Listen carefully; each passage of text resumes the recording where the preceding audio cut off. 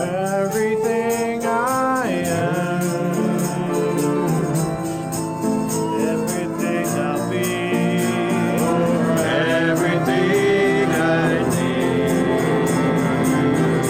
I give it to you, Lord. I give it to you, Lord. And do it thankfully. And I do it thankfully.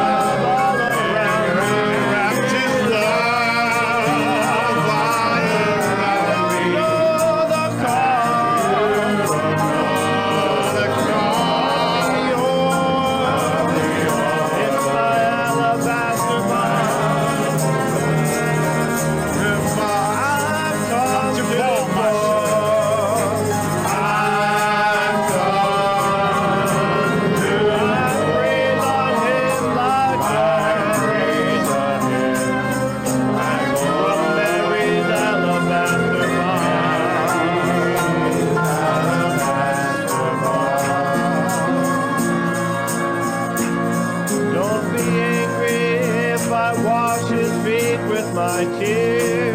Don't be angry if I want it to you. I try to raise in my hand. Praise Him. Oh, glory. Yes, Lord.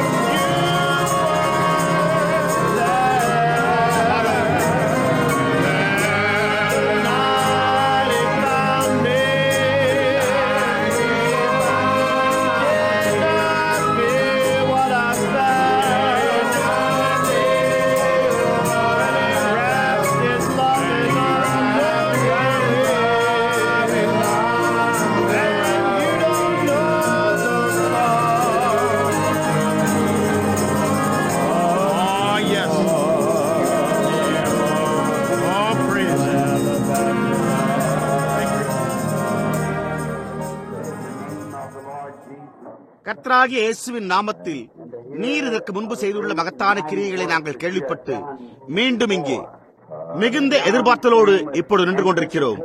அது எங்கள் விசுவாசத்தை அதிகரிக்க செய்து இன்றிரவு ஏறெடுக்கப்பட்டுள்ள விண்ணப்பங்கள் அருளப்படும் என்று விசுவாசிப்பதற்கு எங்களை அபிஷேகிக்கிறது.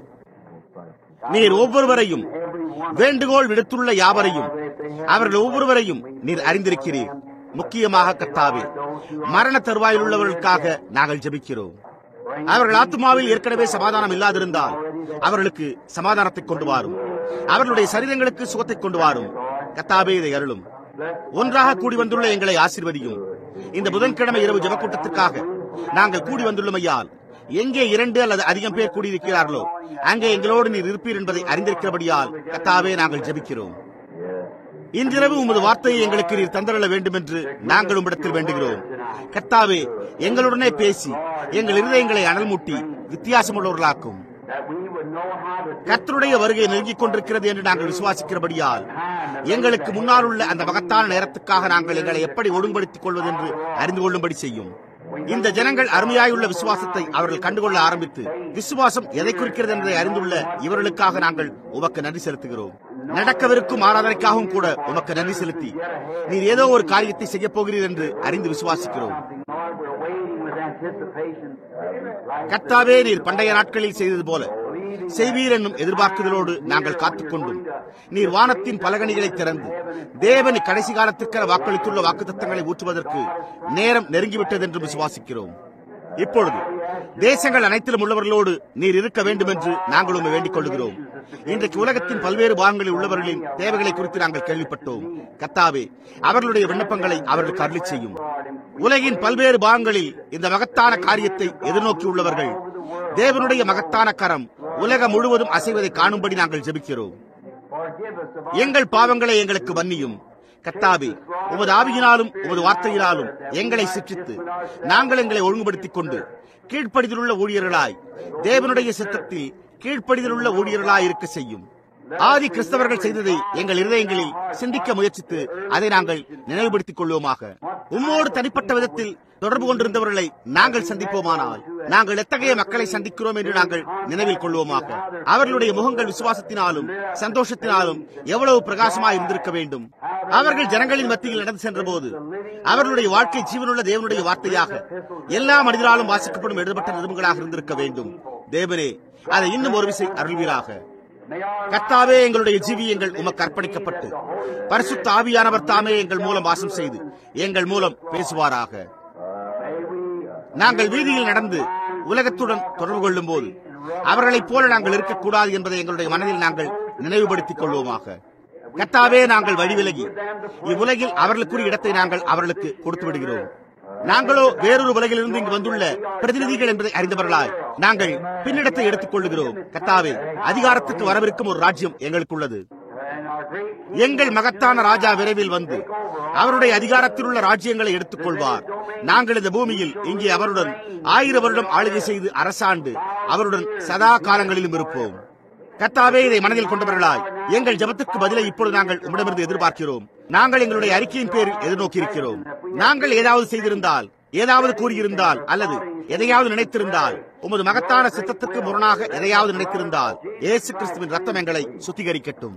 கர்த்தாவே, எங்களை வழிநடத்தும். இங்கிருந்து வந்த சகோதரி அவளும் அவளுடைய கணவனும் சிகாகோவுக்கு சென்று கொண்டிருப்பதாக கூறினபடியால் தேவனாகிய கர்த்தாவே, அவர்களை வழிநடத்தி அவர்களை நீர் உபயோகிக்க சித்தமுள்ள இடத்திற்கு கொண்டு சென்று எங்கள் கர்த்தராகிய இயேசுவை அறியாமல் இருளில் தடுமாறிக் கொண்டிருப்பவர்களுக்கு அவர்கள் வெளிச்சமாக அமைந்திருக்கும்படி செய்வீராக. இப்பொழுது ஆராதனையை நாங்கள் உம்மிடத்தில் ஒப்படைத்து அந்த மகத்தான நேரத்துக்கென நாங்கள் எப்படி ஆயத்தப்படுவது என்று அறிந்து கொள்ள அந்த திருத்தும் உம்முடைய வார்த்தைக்கு செவி கொடுப்போமாக. இயேசுவின் நாமத்தில் நாங்கள் இதை வேண்டிக் கொள்கிறோம். ஆமேன். கர்த்தர் உங்களை ஆசீர்வதிப்பாராக. சகோதரனே, உங்களுக்கு நன்றி. நான் சற்று எதிர்பாராத விதமாக வந்துவிட்டேன்.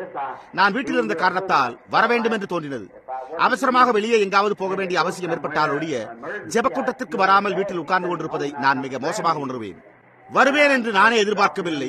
என் குடும்பத்துக்கும் கூட அது எதிர்பாராததாக இருந்தது. நான் காரில் ஏறிக்கொண்டு புறப்பட்டு விட்டேன். எனவே நான் ஜெபக்கூட்டத்திற்கு போகிறேன் என்று சொல்லி புறப்பட்டு விட்டேன். அவள் வருவதற்கு ஆயத்தப்பட நேரமில்லாமல் போனது. ஏனெனில் நான் இங்கு வரப்போகிறேன் என்று அவளுக்கு தெரியாது. இந்த சகோதரியின் சாட்சியை கேட்டது குறித்து எனக்கு மிக்க மகிழ்ச்சி. அந்த சகோதரன், அதாவது தென் கரோலினாவில் கண்ட அந்த ஒளி இல்லை, வடக்கு கரோலினாவில் எங்கோ ஒரு இடத்தில், அது கிரீன்வில்லா, 10 பாயிண்ட்ஸ். ஆம், சகோதரன் லீவேயில் இன்றைக்கு இங்கு வந்திருந்தார். ஞானஸ்தான ஆராதனையில் இன்று அவருக்கு நான் ஞானஸ்தானம் கொடுத்தேன். சகோதரன் லீவேயில் உங்களுக்கு தெரியும், அங்குள்ள ஊழியக்காரர்களில் ஒருவர் சகோதரன் பார்க்கர் தாமஸ். அந்த சகோதரி நிழலிடப்பட்ட நேரம் என் நினைவுக்கு வருகிறது. சகோதரியே, அது ஒரு பெரிய உறுதிப்படுத்தலாயிருந்தது. பரிசுத்த ஆவியானவர் சில சமயங்களில் நமது விசுவாசத்தை சோதித்து நாம் என்ன செய்கிறோம் என்று காண நம்மை போக அனுமதிக்கிறார். மற்றவர்களுடைய விசுவாசத்தையும் சோதிக்கிறார்.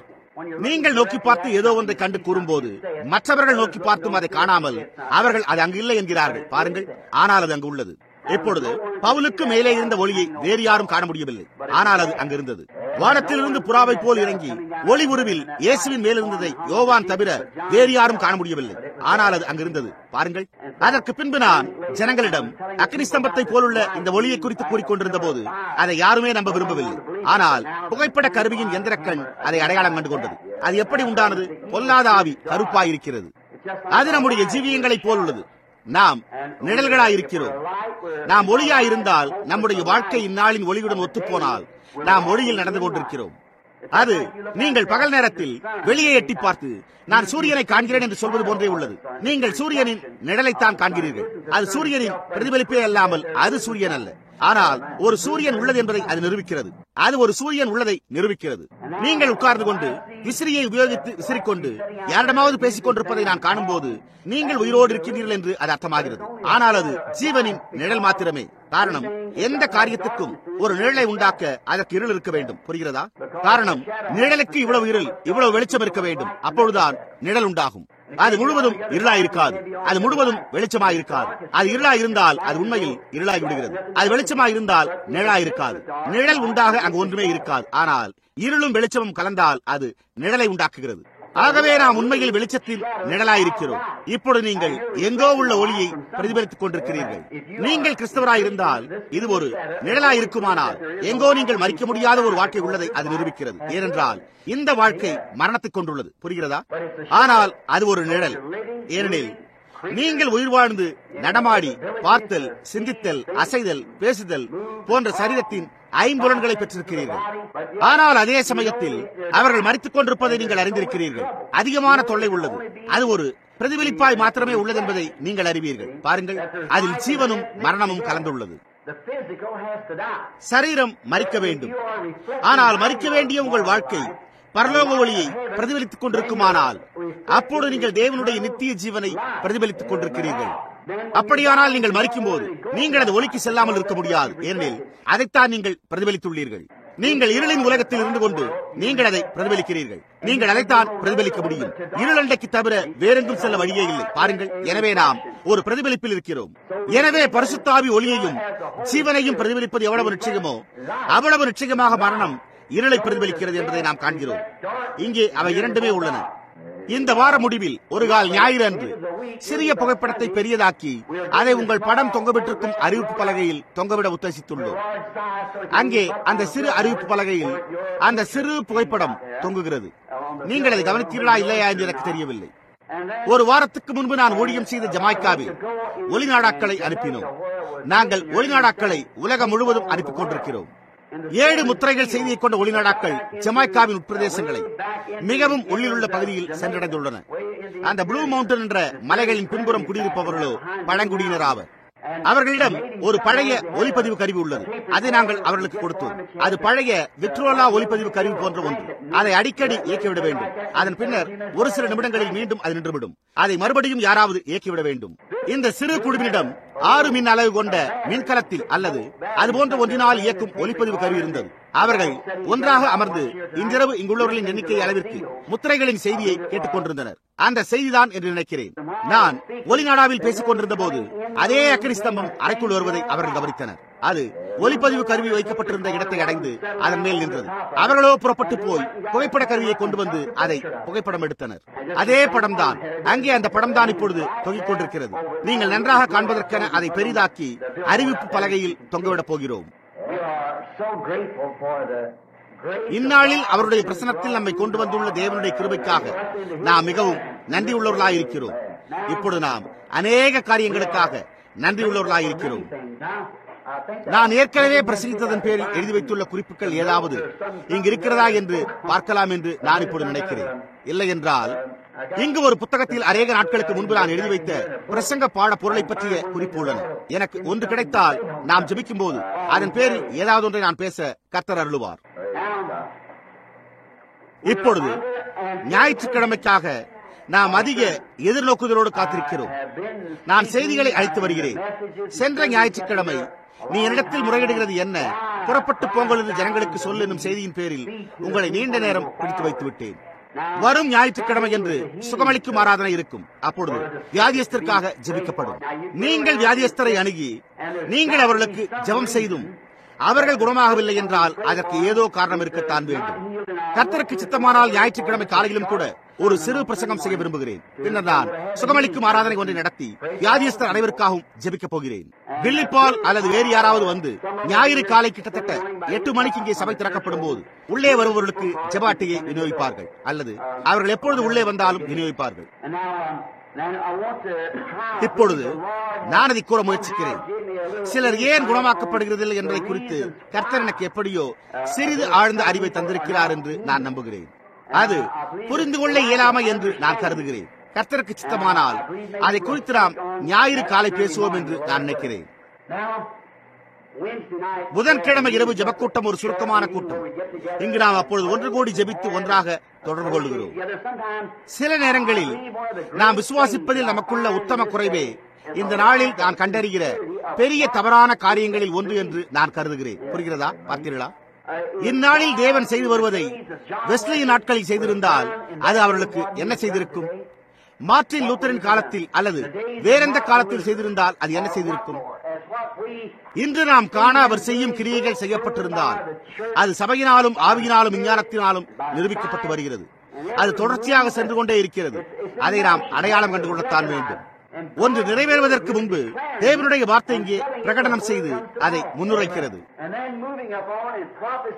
இவ்விதமாய் தொடர்ச்சியாக நடந்து தீர்க்க தரிசனம் உரைத்து அவர் கூறியுள்ளது அப்படியே நிறைவேறி வருகிறது என்பதை காண்பிக்கிறது. அதே சமயத்தில் நமக்கு இன்னும் சந்தேகம் உள்ளது போல் அதை குறித்து சிரத்தையற்றவர்களாக இருக்கிறோம். ஒரு காலம் என்னை குறிக்கிறதா, அல்லது சபை முழுவதையும் குறிக்கிறதா, அல்லது அதில் நான் உண்மையாக சேர்க்கப்பட்டிருக்கிறேனா என்று வியக்கிறோம். ஞாயிறு அன்று காலை நமக்கு சிறிது உற்சாகமூட்டும் சில கொள்கைகளை குறித்து பேசலாம் என்றிருக்கிறேன்.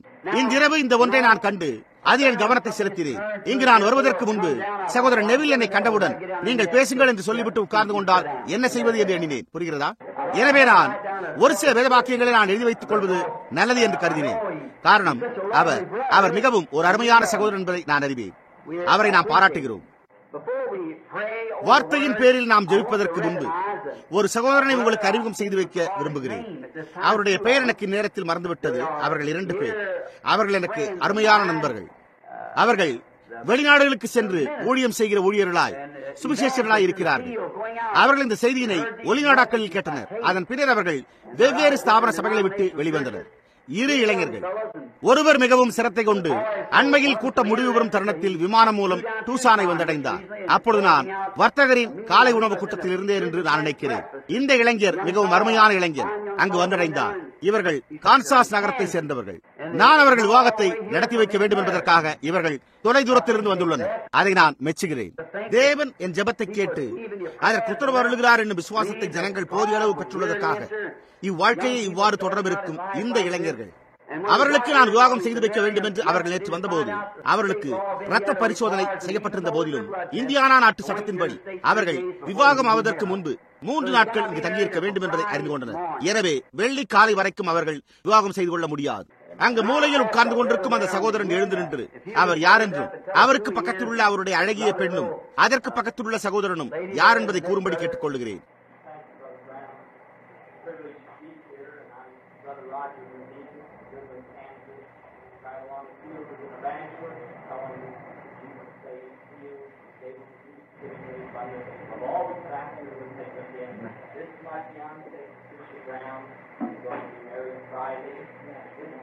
My co-evangelist, co-worker, Brother Lonnie Hunt here on the end, and this is his fiancée, Carolina.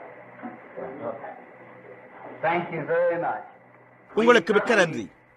கர்த்தராகிய இயேசுவின் ஊழியத்தில் உள்ள இந்த இளம் பிரதிநிதிகளை நாங்கள் நிச்சயமாகவே வாழ்த்தி தேவனுடைய ஆசீர்வாதங்கள் அவர்கள் மேல் துரிதமாய் பொழிய வாழ்த்துகிறோம். கர்த்தர் எப்பொழுது வருவார் என்று வியந்து அவருடைய வருகைக்காக நான் காத்திருக்கும் நேரத்தில் இளைஞர்களும் இளம்பெண்களும் கிறிஸ்துவை சேவிக்க வேண்டும் எனும் நோக்கத்தை தங்கள் இதயத்தில் கொண்டவர்களாய் இப்படி எழும்புவதை காணும் போது அது என்னை மெய் சிலிர்க்க வைக்கிறது. என் சகோதரனே, சகோதரியே, கர்த்தர் உங்களை அபரிமிதமாக ஆசீர்வதிப்பாராக. என் வாழ்க்கையில் நான் இதுவரைக்கும் பிரசங்கம் செய்யாத சிறு நிருபத்தண்டை நாம் இப்பொழுது திருப்புவோமாக.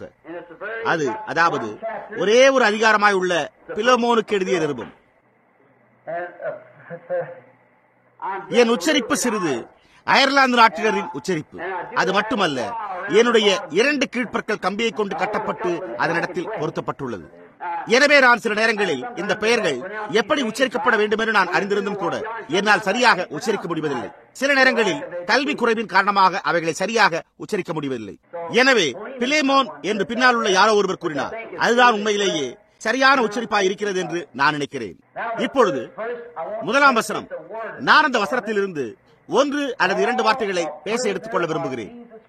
கிறிஸ்து இயேசுவின் நிமித்தம் கட்டப்பட்டவனாய் இருக்கிற பவுல். கர்த்தருக்கு சித்தமானால் இன்றிரவு கட்டப்பட்ட ஒருவன் என்பதைத்தான் நான் பிரசங்கத்தின் பொருளாக உபயோகிக்க விரும்புகிறேன். பவுல் தன்னை கட்டப்பட்ட ஒருவனாக கருதுகிறான் என்று நீங்கள் நினைத்து பார்க்கவே முடியாது. அவன் சுவாதீனமாக பிறந்து பரிசுத்த ஆவியினால் நிறையப்பட்டவன். ஆனால் அதே சமயத்தில் அவன் தன்னை கட்டப்பட்ட ஒருவன் என்று அழைத்துக் கொள்ளுகிறான். அவன் கொரிந்தியருக்கு நிருபத்தை எழுதின போது இயேசு கிறிஸ்துவின் அப்போஸ்தலனாகிய பவுல் என்று எழுதுகிறான் என்றும், மற்றொரு சமயம் தீமோத்தேயுவுக்கும் மற்றவர்களுக்கும் எழுதும் போது தேவனுடைய சித்தத்தினாலே இயேசு கிறிஸ்துவின் ஊழியக்காரனாகிய பவுல் என்று எழுதியுள்ளதை நாம் இப்பொழுது கண்டறிகிறோம். இப்பொழுது இங்கே பிலேமோனுக்கு எழுதும் போது அவன் கிறிஸ்துவினால் கட்டப்பட்டவனாகிய பவுல், அப்போஸ்தலனாகிய பவுல் என்றும் கூறியுள்ளான்.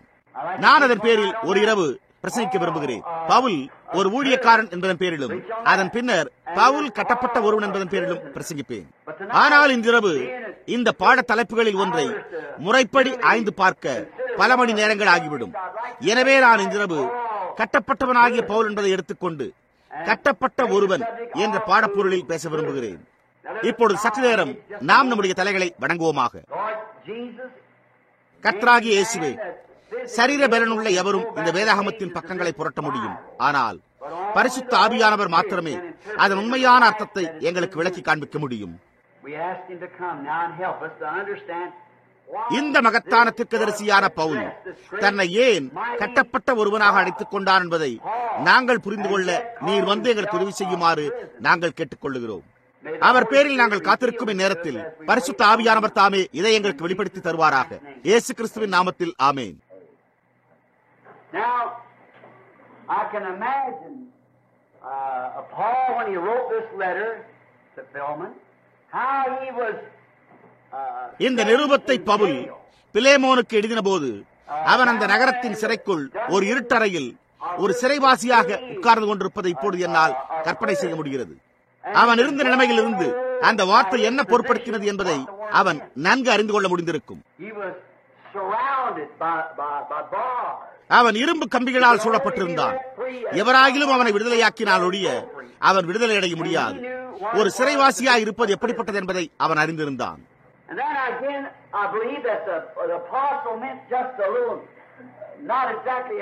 ஆனால் அந்த அப்போஸ்தலன் தன் உடல் சிறையில் அடைபட்டிருந்தது, அதாவது இங்கே இந்த சிறையில் அமர்ந்திருக்கிற அந்த நிலையை குறிப்பிடவில்லை என்று நான் எண்ணுகிறேன். I believe he was referring ஆனால் அவனுடைய சரீரம் இல்லாமல் அவனுடைய ஆவி, மனம், இவைகள் இயேசு கிறிஸ்துவினால் கட்டப்பட்டிருந்ததையே அவன் குறிப்பிட்டுக் கொண்டிருந்தான் என்றே நான் கருதுகிறேன். நாம் அனைவரும் நமது விருப்பப்படி எந்த தீர்மானத்தையும் செய்ய ஒரு சுவாதீனராக பிறந்துள்ளோம். தேவன் நீதியின்படி அதை செய்கிறார். ஏனெனில் அவர் ஒவ்வொருவரையும் அதே அடிப்படையில் வைக்க வேண்டும். இல்லாவிட்டால் அவர் முதலாவது மனிதனுக்கு சுவாதீனம் அளித்த போது அவர் தவறான அடிப்படையை கடைபிடித்ததாக ஆகிவிடும். புரிகிறதா? இன்றிரவு நாம் ஆதாம் ஏவாள் வைக்கப்பட்டிருந்த அதே அடிப்படையில் வைக்கப்பட்டிருக்கிறோம். ஒரு வித்தியாசமும் இல்லை. நமது ஒவ்வொருவர் முன்னிலையிலும் நன்மையும் தீமையும், ஜீவனும் மரணமும் வைக்கப்பட்டுள்ளது. நாம் நம்முடைய தெரிந்து கொள்ளுதலை செய்யலாம். அதை செய்வது உங்களை பொறுத்தது. புரிகிறதா? ஆதாமும் ஏவாளும் அதைத்தான் செய்தனர்.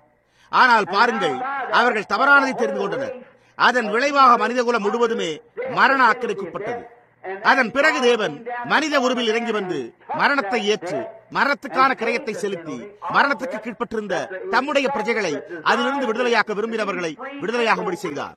அவர் ஆதாமையும் ஏவாளையும் கொண்டு சென்று, நீங்கள் ரட்சிக்கப்பட விரும்பினாலும் விரும்பாவிட்டாலும் உங்களை நான் ரட்சிப்பேன் என்று கூறியிருந்தால் அப்பொழுது அவர் ஆதாமையும் ஏவாளையும் தவறான அடிப்படையில் வைத்தவராகி விடுவார். நீங்கள் பாருங்கள். ஆனால் நாம் ஒவ்வொருவரும் இந்நாளில் ஜீவன், மரணம் இவைகளில் ஒன்றை தெரிந்து கொள்ள வேண்டியவர்களாக இருக்கிறோம். நாம் அதை செய்ய முடியும். நான் சற்று முன்பு வெளிப்படுத்தி கூறினது போல உங்களுடைய வெளிச்சம் நிரூபிக்கும். நீங்கள் சரியாக எந்த பக்கத்தில் இருக்கிறீர்கள் என்பதை உங்களுடைய வாழ்க்கை நிரூபிக்கும். நீங்கள் எந்த பக்கத்தில் இருப்பதாக உரிமை கோரினாலும் எனக்கு கவலை இல்லை. நீங்கள் ஒவ்வொரு நாளும் புரியும் செயல்கள் நீங்கள் யார் என்பதை நிரூபிக்கிறது. உங்கள் வாழ்க்கை உறக்க சத்தமிடுவதால் உங்கள் சாட்சியை என்னால் கேட்க முடியவில்லை என்னும் பழைய பழமொழியை நீங்கள் கேட்டிருப்பீர்கள். புரிகிறதா? உங்கள் செயல்கள் அதிக சத்தமாய் உள்ளன. நான் கூச்சலிடுவதிலும் குதிப்பதிலும் எப்பொழுதும் நம்பிக்கை கொண்டவன். ஆனால் நீங்கள் வாழும் நிலைமையை காட்டிலும் அதிக உயரம் குதிக்க வேண்டாம். ஏனெனில் உலகம் அதை கவனித்துக் கொண்டிருக்கும் என்று நான் எப்பொழுதும் கூறுவதுண்டு. உங்களுக்கு புரிகிறதா? நீங்கள் வாழும் நிலைமையின் மட்டத்துக்குத்தான் நீங்கள் குதிக்க வேண்டும். ஏனெனில் யாராவது ஒருவர் உங்களை கவனித்துக் கொண்டிருப்பார். ஜனங்கள் சபைக்கு வர மாட்டார்கள். அவர்களில் அநேகர் அதை செய்ய மாட்டார்கள். இவ்விதம் வராதவர்களில் அநேகர் உண்மையானவர்கள். சபையில் அவர்கள் அதிக சீர்கேட்டை காண்பதால் அதனோடு அவர்கள் தங்களை சம்பந்தப்படுத்திக் கொள்ள விரும்புவதில்லை. நாம் அதை குறித்து அநேக முறை பேசியிருக்கிறோம். நீங்கள் அவர்களை பழிக்க முடியாது. பாருங்கள், ஏனென்றால் ஜனங்கள் அந்த விதமாக நடந்து கொள்கிறார்கள். அவர்கள் தங்களை கிறிஸ்தவர்கள் என்றும் அழைத்துக் கொள்கிறார்கள். உலகம் பெற்றுள்ள மிகப்பெரிய முட்டுக்கட்டையாய் அவர்கள் இருக்கிறார்கள். மனிதரும் ஸ்திரீகளும் தங்களை கிறிஸ்தவர்கள் என்று அழைத்துக் கொண்டு அதற்கு மாறாக ஜீவிக்கும் மக்கள். அது முற்றிலும் சரியே. இப்பொழுது நியாயத்தீர்ப்பு நாளில் ஏமாற்றங்கள் உண்டாகும். என்னென்றைக்குமான அக்கினிக்குள் போகும்படியான நியாயத்தீர்ப்பு வாசிக்கப்படுகையில் பாவியோ, கள்ளச்சாராயக்காரரோ, சூதாடுபவரோ, விபச்சாரரோ அவர்கள் ஏமாற்றமடைய மாட்டார்கள். அப்படிப்பட்டவன் ஏமாற்றமடைய மாட்டான். ஆனால் எவன் ஒருவன் ஒரு சபையின் பின் ஒளிந்து கொண்டு தன்னை கிறிஸ்தவன் என்று பாசாங்கு செய்கிறானோ அவன் மட்டுமே நியாயத்தீர்ப்பின் நாளில் ஏமாற்றமடைய போகிறான். புரிகிறதா? அவன் தன்னை கிறிஸ்தவன் என்று சொல்லியும் வேறு வழியில் ஜீவிக்கிறான். அவன் இவ்வாறு பாசாங்கு செய்து ஜீவிப்பதை காட்டிலும் அவன் அதை துவக்காமலே இருந்தால் அதுவே அவனுக்கு மேலானதாக இருந்திருக்கும். காரணம், தான் கிறிஸ்தவன் என்று கூறி வேறு வழியில் ஜீவிப்பவனே நாம் பெற்றுள்ள மகா பெரிய இடையூறாயிருக்கிறான். உனக்கு அற்புதங்கள் செய்ய எவ்வளவு வல்லமை உள்ளது என்று அளவை கொண்டு முடிவு செய்யாதே. வார்த்தையில் உள்ள நம் அறிவின் அளவை கொண்டு நாம் நம்மை மதிப்பிடுவதில்லை. ஆனால் எப்பொழுதுமே நீயே உன்னை மதிப்பிட்டுப்பார். நீ இப்பொழுது ஜீவிக்கிறதில் எவ்விதமான ஜீவக்கனியை தருகின்றாய் என்பதை கணக்கெடுத்துப்பார். புரிகிறதா? நான் சிறிது காலத்துக்கு முன்பு அரிசோனாவில் உள்ள பீனிக்ஸில் வர்த்தக புருஷருடைய கூட்டத்தில் பேசியது போன்றே இயேசுவின் பிரதிபலிப்பை பிரதிபலிப்பதே கிறிஸ்தவனின் ஜீவியமாகும். நான் கென்டக்கியில் பிறந்தேன் என்று கூறியுள்ளேன். அது மிகவும் நாகரிக முதிர்ச்சியற்ற இடமாகும். நான் சிறுவனாக இருந்தபோது நான் குறிப்பிட்டிருந்த அந்த சிறுவனுக்கு நம்மை போன்று ஒரு வசிக்கும் வீடு கிடையாது. இன்றைக்குள்ள வீடுகளில் அந்த வீட்டில் உள்ள எல்லா இடங்களிலும் நிலைக்கண்ணாடி வைக்கப்பட்டு அழகுள்ள ஸ்திரீகள் தங்கள் தலைமுடியை அழகுபடுத்திக் கொள்கின்றனர். ஆனால் அங்கே ஒரே ஒரு சிறிய கண்ணாடி வெளியே மரத்தில் ஆணியடித்து தொங்கவிடப்பட்டிருந்தது. அங்கே முகம் கழுவ ஒரு இடம் அமைக்கப்பட்டிருந்தது. அங்கேதான் அவனுடைய தாயும் தகப்பனும் முகம் கழுவி அந்த மரத்தில் ஆணியடிக்கப்பட்டு மாட்டப்பட்டிருந்த சிறு கண்ணாடியில் தங்கள் தலைமுடியை சீவிக்கொள்வார்கள். வெளிப்படையாக கூறினால் அப்படிப்பட்ட வீடுதான் எங்களுக்கும் இருந்தது. நாங்கள் எவரேனும் நிலை கண்ணாடியில் காண வேண்டும் என்றால் சிறு பிள்ளைகளாகிய நாங்கள் ஒரு பெட்டியை போட்டு முகம் கழுவும் இடத்திலிருந்து பலகையின் மேல் ஏறி பார்க்க வேண்டும். அது குப்பையிலிருந்து நான் பொறுக்கின ஒரு உடைந்த நிலைக்கண்ணாடி. அது கென்டக்கியில் அல்ல, அது இங்கே நாங்கள் தங்கியிருந்த இந்தியானாவில் உள்ள ஊடிகா பைக் என்னும் இடத்தில் அவ்வாறு இருந்தது. இந்த சிறுவன் தன் உருவத்தை சரியாக நிலைக்கண்ணாடியில் கண்டதில்லை. அவன் தன் பாட்டியை காண நகருக்கு வந்திருந்தான். பாட்டியின் வீட்டிலிருந்த ஒரு அறையில் ஒரு முழு நிலைக்கண்ணாடி கதவில் இணைக்கப்பட்டிருந்தது. சிறுவன் அறைக்குள் ஓடின போது அவனுக்கு முன்னால் மற்றொரு சிறு பையனை கண்டான். அவனுக்கு முன்னால் வேறொரு சிறுவன் அவனைப் போலவே ஓடுவதை கண்டான். அவன் சற்று நேரம் நின்றால் அந்த பையன் என்ன செய்கிறான் என்று பார்க்கலாம் என்று நினைத்தான். இவன் நின்றபோது அவனும் நின்றான். இவன் தன்னுடைய தலையை திருப்பின போது அவனும் தன்னுடைய தலையை திருப்பினான். இவன் தன்னுடைய தலையை சொரிந்த போது அவனும் தன்னுடைய தலையை சொரிந்தான். முடிவிலே இது என்னவென்று கண்டறிய அவன் அருகில் சென்றான். அவன் சுற்றி திரும்பினான். அவனுடைய தாயும் பாட்டியும் அவனை அதிசயத்தோடு கவனித்துக் கொண்டிருந்தார்கள். அவனோ, அம்மா, அது நான் என்றான். ஆகவே நாமும் கூட ஏதோ ஒன்றை பிரதிபலிக்கிறோம் என்று நான் அந்த கூட்டத்தில் கூறினேன். புரிகிறதா? நமது வாழ்க்கை பிரதிபலிக்கப்படுகிறது. நாம் நோவாவின் காலத்தில் வாழ்ந்திருந்தால் யார் பக்கம் இருந்திருப்போம்? நோவா வாழ்ந்த அந்த மகத்தான நாட்களில் நாம் எந்த பக்கம் சேர்ந்திருப்போம்? மோசேயின் நாட்களில் நாம் எந்த பக்கம் சேர்ந்திருப்போம்? தீர்க்கதரிசியாகிய எலியாவின் நாட்களில் உலகமே நவீனத்தில் விழுங்கப்பட்டு நவீன எசபேலை போல் தேவனுடைய உண்மையான ஊழியக்காரரை உலக பிரகாரமான வழிக்குள்ளாக அனுப்பி சபையும் ஆசாரியர்களும் எசபேலுக்கு தலைவணங்கி இருந்த காலத்தில் நீங்கள் எந்த பக்கம் இருந்திருப்பீர்கள்? புகழின் பக்கத்தில் சேர்ந்திருப்பீர்களா அல்லது எலியாவோடு நின்றிருப்பீர்களா?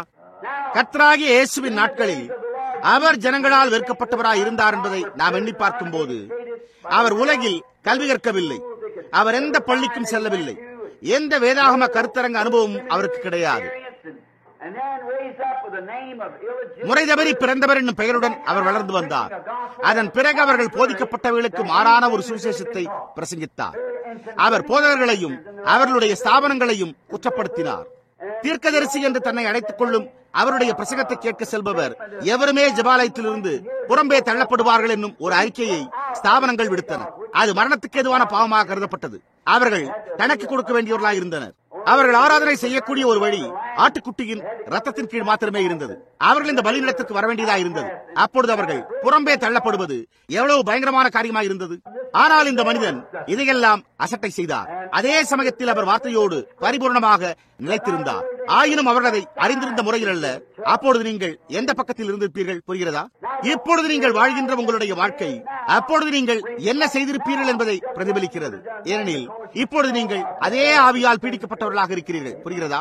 இப்பொழுது யார் பக்கத்தில் இருக்கிறீர்களோ அதே பக்கத்தில் அப்பொழுதும் இருந்திருப்பீர்கள். ஏனெனில் இப்பொழுது உங்களுக்குள் இருக்கும் அதே ஆவிதான் அப்பொழுதும் அந்த ஜனங்களுக்குள்ளும் இருந்தது. புரிகிறதா? பிசாசு தன் ஆவியை எடுத்துக் கொள்வதில்லை. அவன் ஒரு மனிதனிலிருந்து வேறொரு மனிதனுக்குள் செல்கிறான். தேவன் தமது ஆவியை ஒருபோதும் எடுத்துக் கொள்வதில்லை. அது ஒரு மனிதனிலிருந்து வேறொரு மனிதனுக்குள் செல்கிறது. புரிகிறதா? எனவே எலியாவின் மேலிருந்த அதே ஆவி எலிசாவின் மேல் வந்தது. அது யோவான் சாரானின் மேல் வந்து தொடர்ச்சியாக வந்து கொண்டிருக்கிறது. கிறிஸ்துவின் மேலிருந்த பரிசுத்த ஆவி சீஷர்களின் மேல் வந்து இப்படி வழிவழியாக இப்பொழுதும் ஜனங்களின் மேல் தங்கியுள்ளது. உங்களுக்கு புரிகிறதா? தேவன் தமது ஆவியை ஒருபோதும் எடுத்துக் கொள்வதில்லை. எனவே நாம் ஒரு தெரிந்து கொள்வதை செய்யும்படி விடப்பட்டிருக்கிறோம். பவுல் ஒரு சிறைவாசியா இருந்தான் என்பதை குறித்து வருத்தமடைந்தவனாய் அவன் அவ்வாறு இருப்பதை குறித்து வருந்துகிறேன் என்று சொன்னதாக என்னால் காண முடியவில்லை. ஆனால் அவன் தன்னை குறித்த நிலையை குறிப்பிடும் போது பவுல் இந்த நிருபத்தை அவன் எழுதுகோலினால் எழுதின போது பரிசுத்த ஆவியானவரே அவன் அப்படி எழுதும்படி செய்தார் என்று நான் நினைக்கிறேன். அதன் விளைவாக இன்றிரவு வரைக்கும் அந்த பொருளை நாம் தெரிந்து கொண்டு பவுல் ஏன் அப்படி எழுதினான் என்பதை காண்பிக்க முடிகிறது. ஏனெனில் அது வேதபூர்வமானது. வேதபூர்வமான எதுவும் நித்தியமானது.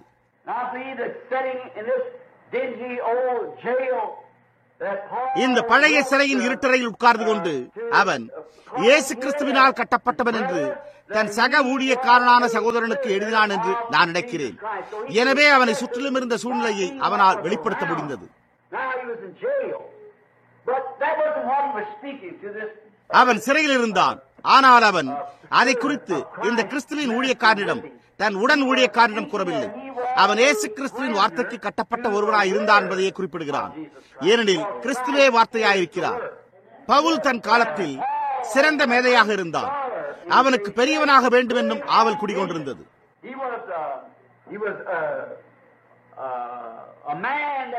அவன் சிறந்த மேதைகளிடம் கல்வி பயின்றான். கமாலியேல் என்னும் பெயருடைய ஒரு சிறந்த ஆசான் அவனுடைய நாட்களில் இருந்தான். அவன் அக்காலத்தில் மிக சிறப்பாக விளங்கிய ஒரு பள்ளிக்கு சென்றான். உதாரணமாக இன்று கூறுவோமானால் நாம் பெற்றுள்ள வீடன், பாப் ஜோன்ஸ் போன்ற சிறந்த பள்ளிகள் போல் அவன் வார்த்தையின் ஒரு ஊழியக்காரனாக பயிற்றுவிக்கப்பட்டிருந்தான். அவன் நன்கு கல்வி கற்றவன், சாமர்த்தியம் உள்ளவன், மிகவும் புத்திசாலியான ஒரு இளைஞன். அவன் பெரியவனாக வேண்டும் என்ற நோக்கம் அவனுக்குள் இருந்தது. அல்லது தன்னுடைய ஜனங்களுக்கு ஒரு பிரதான ஆசாரியனாக வேண்டும் என்று விரும்பினான். அவனுக்கு பெரியவனாக வேண்டும் என்ற நோக்கம் இருந்தது. அந்த நோக்கத்தை நிறைவேற்ற வேண்டும் என்பதற்காகவே அவன் பயிற்சி பெற்றான். அவன் தன் வாழ்நாள் முழுவதையும் அதற்கென்று செலவழித்தான். ஒரு கால் கிட்டத்தட்ட 8 அல்லது 10 வயது தொடங்கி 30 அல்லது 35 வயது வரைக்கும் பயின்று கல்லூரி படிப்பை முடித்து அவனுடைய எல்லா பட்டங்களையும் மற்ற ஒவ்வொன்றையும் பெற்றிருப்பான். அவன் அக்காலத்து குருமார்களின் சார்பில் இருந்தான். அவன் எருசலேமில் இருந்த பிரதான ஆசாரியனிடமும் பட்சமாயிருந்தான். அவன் தனிப்பட்ட கட்டளைகளை அவரிடமிருந்து பெற்றான். அது எழுதப்பட்டு நம்பத்தகுந்த இந்த மகத்தான சவுலிடம் அவன் தமஸ்குவுக்கு சென்று அவனுடைய கருத்துக்கு மாறான விதத்தில் தேவனை ஆராதிப்பவர்களை கட்டி சிறையில் அடைக்க ஒப்படைக்கப்பட்டிருந்தது. தேவைப்பட்டால் அவன் விரும்பினால் அவர்களை கொல்லவும் அவன் அதிகாரம் பெற்றிருந்தான். அவனுக்கு பெரியவனாக வேண்டும் எனும் நோக்கம் இருந்தது. அதற்காக அவன் பெற்ற பயிற்சி அனைத்தும் தேவன் எல்லாவற்றையும் அவனை விட்டு எடுத்து போட்டார். பார்த்தீர்களா?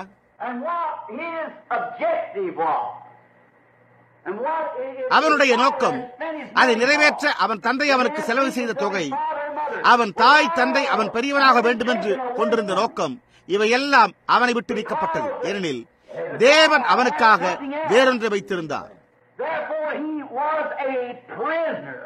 எனவே அவன் வாழ்க்கையில் கொண்டிருந்த குறிக்கோள்களுக்கு கட்டப்பட்டவனாக இருப்பதை தவிர்த்து வார்த்தையாகி இயேசு கிறிஸ்துவுக்கு கட்டப்பட்டவனாக மாறினான். தமஸ்குவுக்கு போகும்படி பவுலை மாற்றினது. பகல் வேளை சுமார் 11 மணிக்கு அவன் போய்க் கொண்டிருந்த போது அவன் கீழே வீழ்த்தப்பட்டான். அப்பொழுது சவுலே, நீ ஏன் என்னை துன்பப்படுத்துகிறாய் என்று தன்னுடன் சொல்லுகிற ஒரு சத்தத்தை கேட்டான். அவன் அண்ணாந்து பார்த்தான். மேலே பார்த்தபோது அவன் யூதனாய் இருந்தபடியால் அந்த அக்கினி ஸ்தம்பம் இஸ்ரவேல் ஜனங்களை வழிநடத்தின கர்த்தர் என்பதை அறிந்து கொண்டான். ஏனென்றால் அதுவாகத்தான் அது இருந்தது என்பதை அவன் அறிந்திருந்தான். இதை ஞாபகம் கொள்ளுங்கள். இந்த யூதன் வேறொருவரையும் ஆண்டவரே ஏலோகிம் என்று அழைத்திருக்க மாட்டான். அவன் பயிற்சி பெற்ற மேதையானதால் அவர் யார் என்று திருப்தி கொள்ளாமல் அப்படி அழைத்திருக்கவே மாட்டான். அவன் அண்ணாந்து பார்த்தபோது தன் ஜனங்களை வனாந்திரத்தில் வழிநடத்தின இந்த ஒளியை, ஒரு அக்கினி ஸ்தம்பத்தை அவன் கண்டான். அவன் உடனே ஆண்டவரே ஏலோகிம், ஆண்டவரே என்ற ஆங்கிலத்தில் பெரிய எழுத்தில் உள்ளது, ஆண்டவரே நீர் யார் என்றான். அவர் இயேசு நானே என்று கூறின போது வேத சாஸ்திரம் படித்திருந்த இவனுக்கு எவ்வளவு ஆச்சரியமாக இருந்திருக்க வேண்டும். அவன் யாருக்கு விரோதமாக இருந்தானோ அவர். என்ன ஒரு திருப்பம்! ஓ ஓ உயரிய குறிக்கோள்களை கொண்டிருந்த இந்த மனிதனுக்கு அவன் யாரை துன்பப்படுத்திக் கொண்டிருந்தான் என்று கேட்டபோது எவ்வளவு பயங்கரமான அதிர்ச்சியாக இருந்திருக்க வேண்டுமே. அவனுடைய ஆசைகள் அவன் செய்ய வேண்டும் என்று நியமிக்கப்பட்டிருந்த முக்கியமான காரியத்திலிருந்து அவனை தூர விலக்கி இருந்தன. அவர் இயேசு நானே என்று கூறினதை கேட்டபோது இந்த அப்போஸ்தலனுக்கு அது எவ்வளவு பெரிய அதிர்ச்சியாக இருந்திருக்க வேண்டும். அவன் துன்பப்படுத்திக் கொண்டிருந்த அதே ஒருவர், நீ என்னை ஏன் துன்பப்படுத்துகிறாய் என்றார். இங்கு மற்றொரு சிறு மேற்கோளை நாம் பதியும்படி கூறலாம்.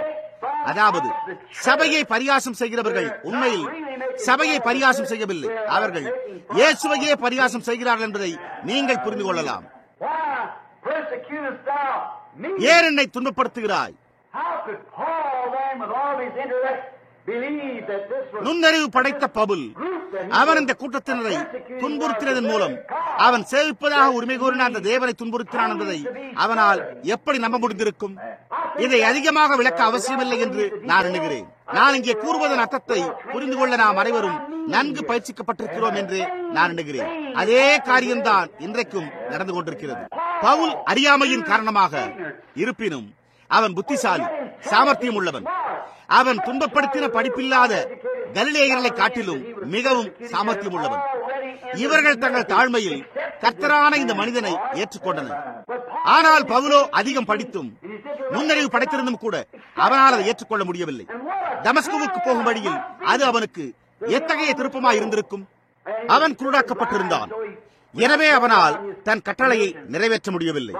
ஆனால் அவன் நேர்த்தெரு எனப்பட்ட தெருவுக்கு அழைத்து செல்லப்பட்டான். அங்கு ஒருவருடைய வீடு இருந்தது.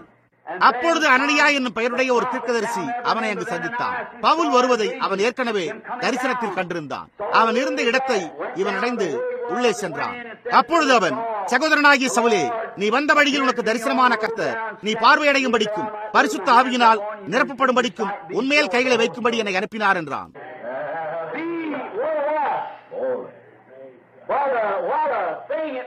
அவன் எங்கே இருந்தான் என்று பாருங்கள். அது பவுலுக்கு எப்படிப்பட்ட ஒரு காரியமாக இருந்திருக்க வேண்டும், புரிகிறதா? அவன் செய்வதற்காக பெற்ற பயிற்சி அனைத்தும் எதிர்மாறாய் போய்விட்டது. எனவே அவனுடைய கல்வி அனைத்தும் அவனுக்கு ஒன்றுமில்லாமல் போய்விட்டது.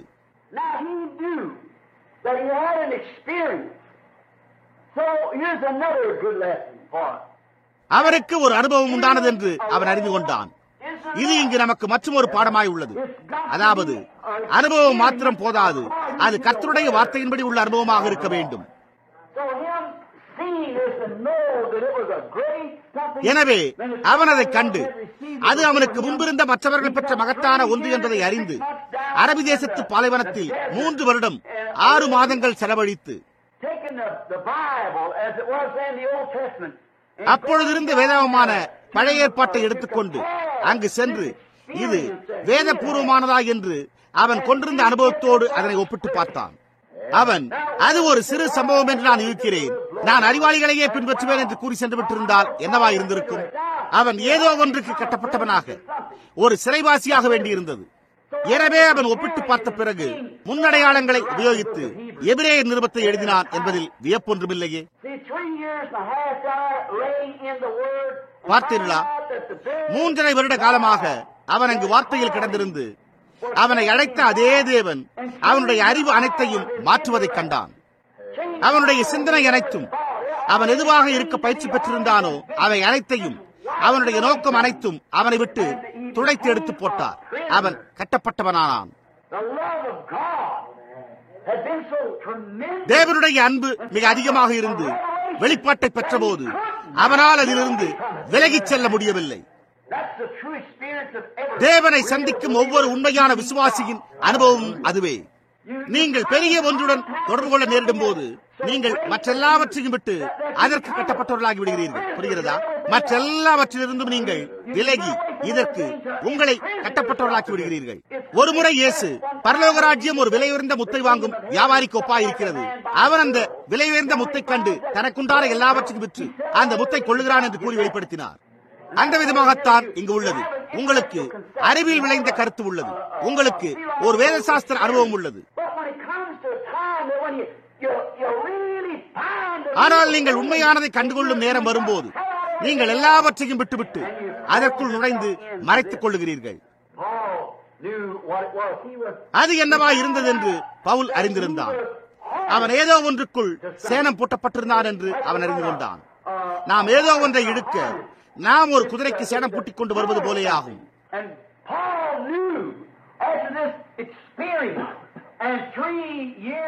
பவுல் தான் பெற்ற அனுபவத்தை 3.5 வருட காலமாக வேதத்துடன் ஒப்பிட்டு பார்த்த பிறகே அறிந்து கொண்டான். தேவன் அவனை பரிசுத்த ஆவியின் மூலம் தெரிந்து கொண்டார், அவனுக்கு சேணம் பூட்டினார் என்பதை தெளிவாக உணர்ந்தான். அவனுடைய அனுபவத்தின் மூலம் புறஜாதிகளின் முன்னால் சுவிசேஷத்தை இழுத்துக் கொண்டு வர வேண்டும் என்று பரிசுத்த ஆவியானவரே அவனுக்கு சேணம் பூட்டினார். இன்றைக்கு கிறிஸ்துவின் ஊழியக்காரர் என்னும் முறையில் நாமும் கூட சேணம் பூட்டப்பட்டு இணைக்கப்பட்டுள்ளோம். எனவே நாம் தனியாக செல்ல முடியாது. நாம் அதனால் உள்ளே கொண்டு வரப்பட்டு நாம் வார்த்தைக்கு சேணம் பூட்டப்பட்டுள்ளோம். யார் என்ன கூறினாலும் கவலை இல்லை, நீங்கள் அதற்கு சேணம் பூட்டப்பட்டிருக்கிறீர்கள். அதில் ஏதோ ஒன்றுள்ள காரணத்தால் அதிலிருந்து நீங்கள் விலகிச் செல்ல முடியாது. நீங்கள் பரிசுத்த ஆவியினால் அதனுடன் நுகத்தில் பிணைக்கப்பட்டிருக்கிறீர்கள். அது வார்த்தையுடன் உங்களை நுகத்தில் பிணைத்திருக்கிறது. யார் என்ன கூறினாலும் கவலைப்பட வேண்டியதில்லை, அது வார்த்தையாய் உள்ளது. அதனோடு எப்போதும் சேணம் பூட்டப்பட்டு கொண்டு வரப்பட்டு அதனுடன் நுகத்தில் இணைக்கப்பட்டிருக்கிறீர்கள். அவன் பரிசுத்த ஆவியை கொண்டு வார்த்தைக்கு சேணம் பூட்டப்பட்டான். அவன் அங்கே அரபி தேசத்து பாலைவனத்தின் பின்பக்கத்தில் கற்றுக்கொண்டான். அவனுடைய எல்லா பழைய காரியங்களும் அனுபவங்களும் லட்சியமும் அவனிலிருந்து அந்த காரியங்கள் களையப்பட்டன. அவ்வாறே நாமும் முதலில் களையப்பட வேண்டும் என்று இன்று நாம் கண்டறிகிறோம். ஜனங்கள் களையப்பட விரும்புகிறதில்லை. மெத்தோடிஸ்ட் சகோதரன் தன் மெத்தோடிஸ்ட் போதகத்தை சிறிது பற்றிக்கொள்ள விரும்புகிறான். அதுபோல பாப்டிஸ்ட் சகோதரனும் தன் பாப்டிஸ்ட் போதகத்தை சிறிது பற்றிக்கொள்ளவே விரும்புகிறான். புரிகிறதா? ஆனால் நீங்கள் முற்றிலுமாக அவைகளிலிருந்து களையப்பட்டு புதிதாக மறுபடியும் பிறந்து பரிசுத்தாவி உங்களை வழிநடத்துவது போல் அங்கிருந்து தொடங்க வேண்டும். பாருங்கள், இப்பொழுது என் தகப்பனார் போதகரோடு சபையில் கைகுலுக்கிற போது இதை பற்றிக் கொண்டார் என்று அவரே கூறினார். அவர் ஒரு விசுவாசமுள்ள சபை உறுப்பினர் என்று நீங்கள் சொல்ல முடியாது. அது அவருடைய இனத்துக்கு சரியா இருந்திருக்கலாம். ஆனால் நாமோ வேறு இனத்தை சேர்ந்தவர்கள். புரிகிறதா? இப்பொழுது நாம் இந்த நாளில் வேதாகம முறைகளுக்கு திரும்பி வர வேண்டும். ஆசாரியரும் கூட சேனம் போட்டப்பட்டிருந்தனர். ஆனால் நீங்கள் பாருங்கள், அவர்கள் வேறொரு யுகத்தை அடைந்த போது பழைய சேனத்தை கலைந்து புது சேனத்தை பூட்டிக் கொள்ள அவர்கள் தவறி போயினர். அதே காரியத்தை இன்றைக்கு நாம் கண்டறிகிறோம். நாம் சபை காலங்களை பற்றி பேசின போது நிரூபித்தபடி நாம் ஸ்தாபனங்களின் காலத்தை கடந்து வந்தோம். ஆனால் நாம் இப்பொழுது ஒரு அடிமையாய் இராத காலத்துக்கு வந்துள்ளோம். இங்கே பரிசுத்த ஆவியானவரே இறங்கி வந்து தம்மை ரூபகாரப்படுத்தி தம்மை தெரிய பண்ணி அவர் வாக்களித்த ஒவ்வொரு வாக்குதத்தையும் நிறைவேற்றிக் கொண்டு வருகிறார். ஓ, என்னே ஒரு மகத்தான நேரம்! அவன் அதை அறிந்திருந்தான். வேறொரு காரியம், அவன் சேனம் பூட்டப்பட்டு இதற்கு கொண்டு வரப்பட்ட பிறகு அவனால் வேறெங்கும் செல்ல முடியாது என்பதை அவன் அறிந்திருந்தான். ஆனால் அதே சமயத்தில் அவன் போக விரும்பினாலும் கூட அவன் போக முடியாதிருந்தது.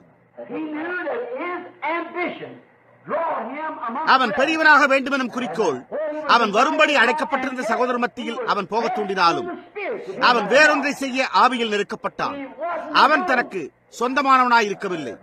யாராவது ஒருவர் அவனிடம், சகோதரன் சவுலே, சகோதரன் பவுலே, நீங்க வர வேண்டும் என்று நாங்கள் விரும்புகிறோம். ஏனென்றால் நாங்கள் மிகப்பெரிய சபை உடையவர்களாய் இருக்கிறோம். நாங்கள் அதிக எண்ணிக்கை கொண்ட சபை உடையவர்களாய் இருக்கிறோம். உங்களுக்கு நிறைய காணிக்கை முதலீடு கிடைக்கும் என்று கூறியிருக்க கூடும். அவன் ஆவியில் நெருங்கி ஏவப்பட்டு, இங்கு எனக்கு ஒரு சகோதரன் இருக்கிறார், நான் அங்கு சென்று இந்த சகோதரனை ரட்சிப்புக்குள் கொண்டு வர வேண்டும், அவரை கத்திரிடத்தில் கொண்டு வர விரும்புகிறேன் என்று அவன் நினைத்திருப்பான்.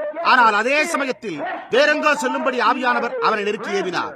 அவன் ஒரு சிறைவாசியாக இருந்தான். சரியாக, ஓ தேவரே, எங்களை அது போன்ற சிறைவாசிகளாக்கி எங்களுடைய சொந்த சுயநல குறிக்கோள்களில் இருந்தும் எங்களுடைய சொந்த தீர்ப்புகள் எங்களுடைய சிறந்த சிந்தனைகளின் வழியிலிருந்து விடுபட்டு இயேசு கிறிஸ்துவினால் கட்டப்பட்டவர்களாய் இருக்க செய்யும்.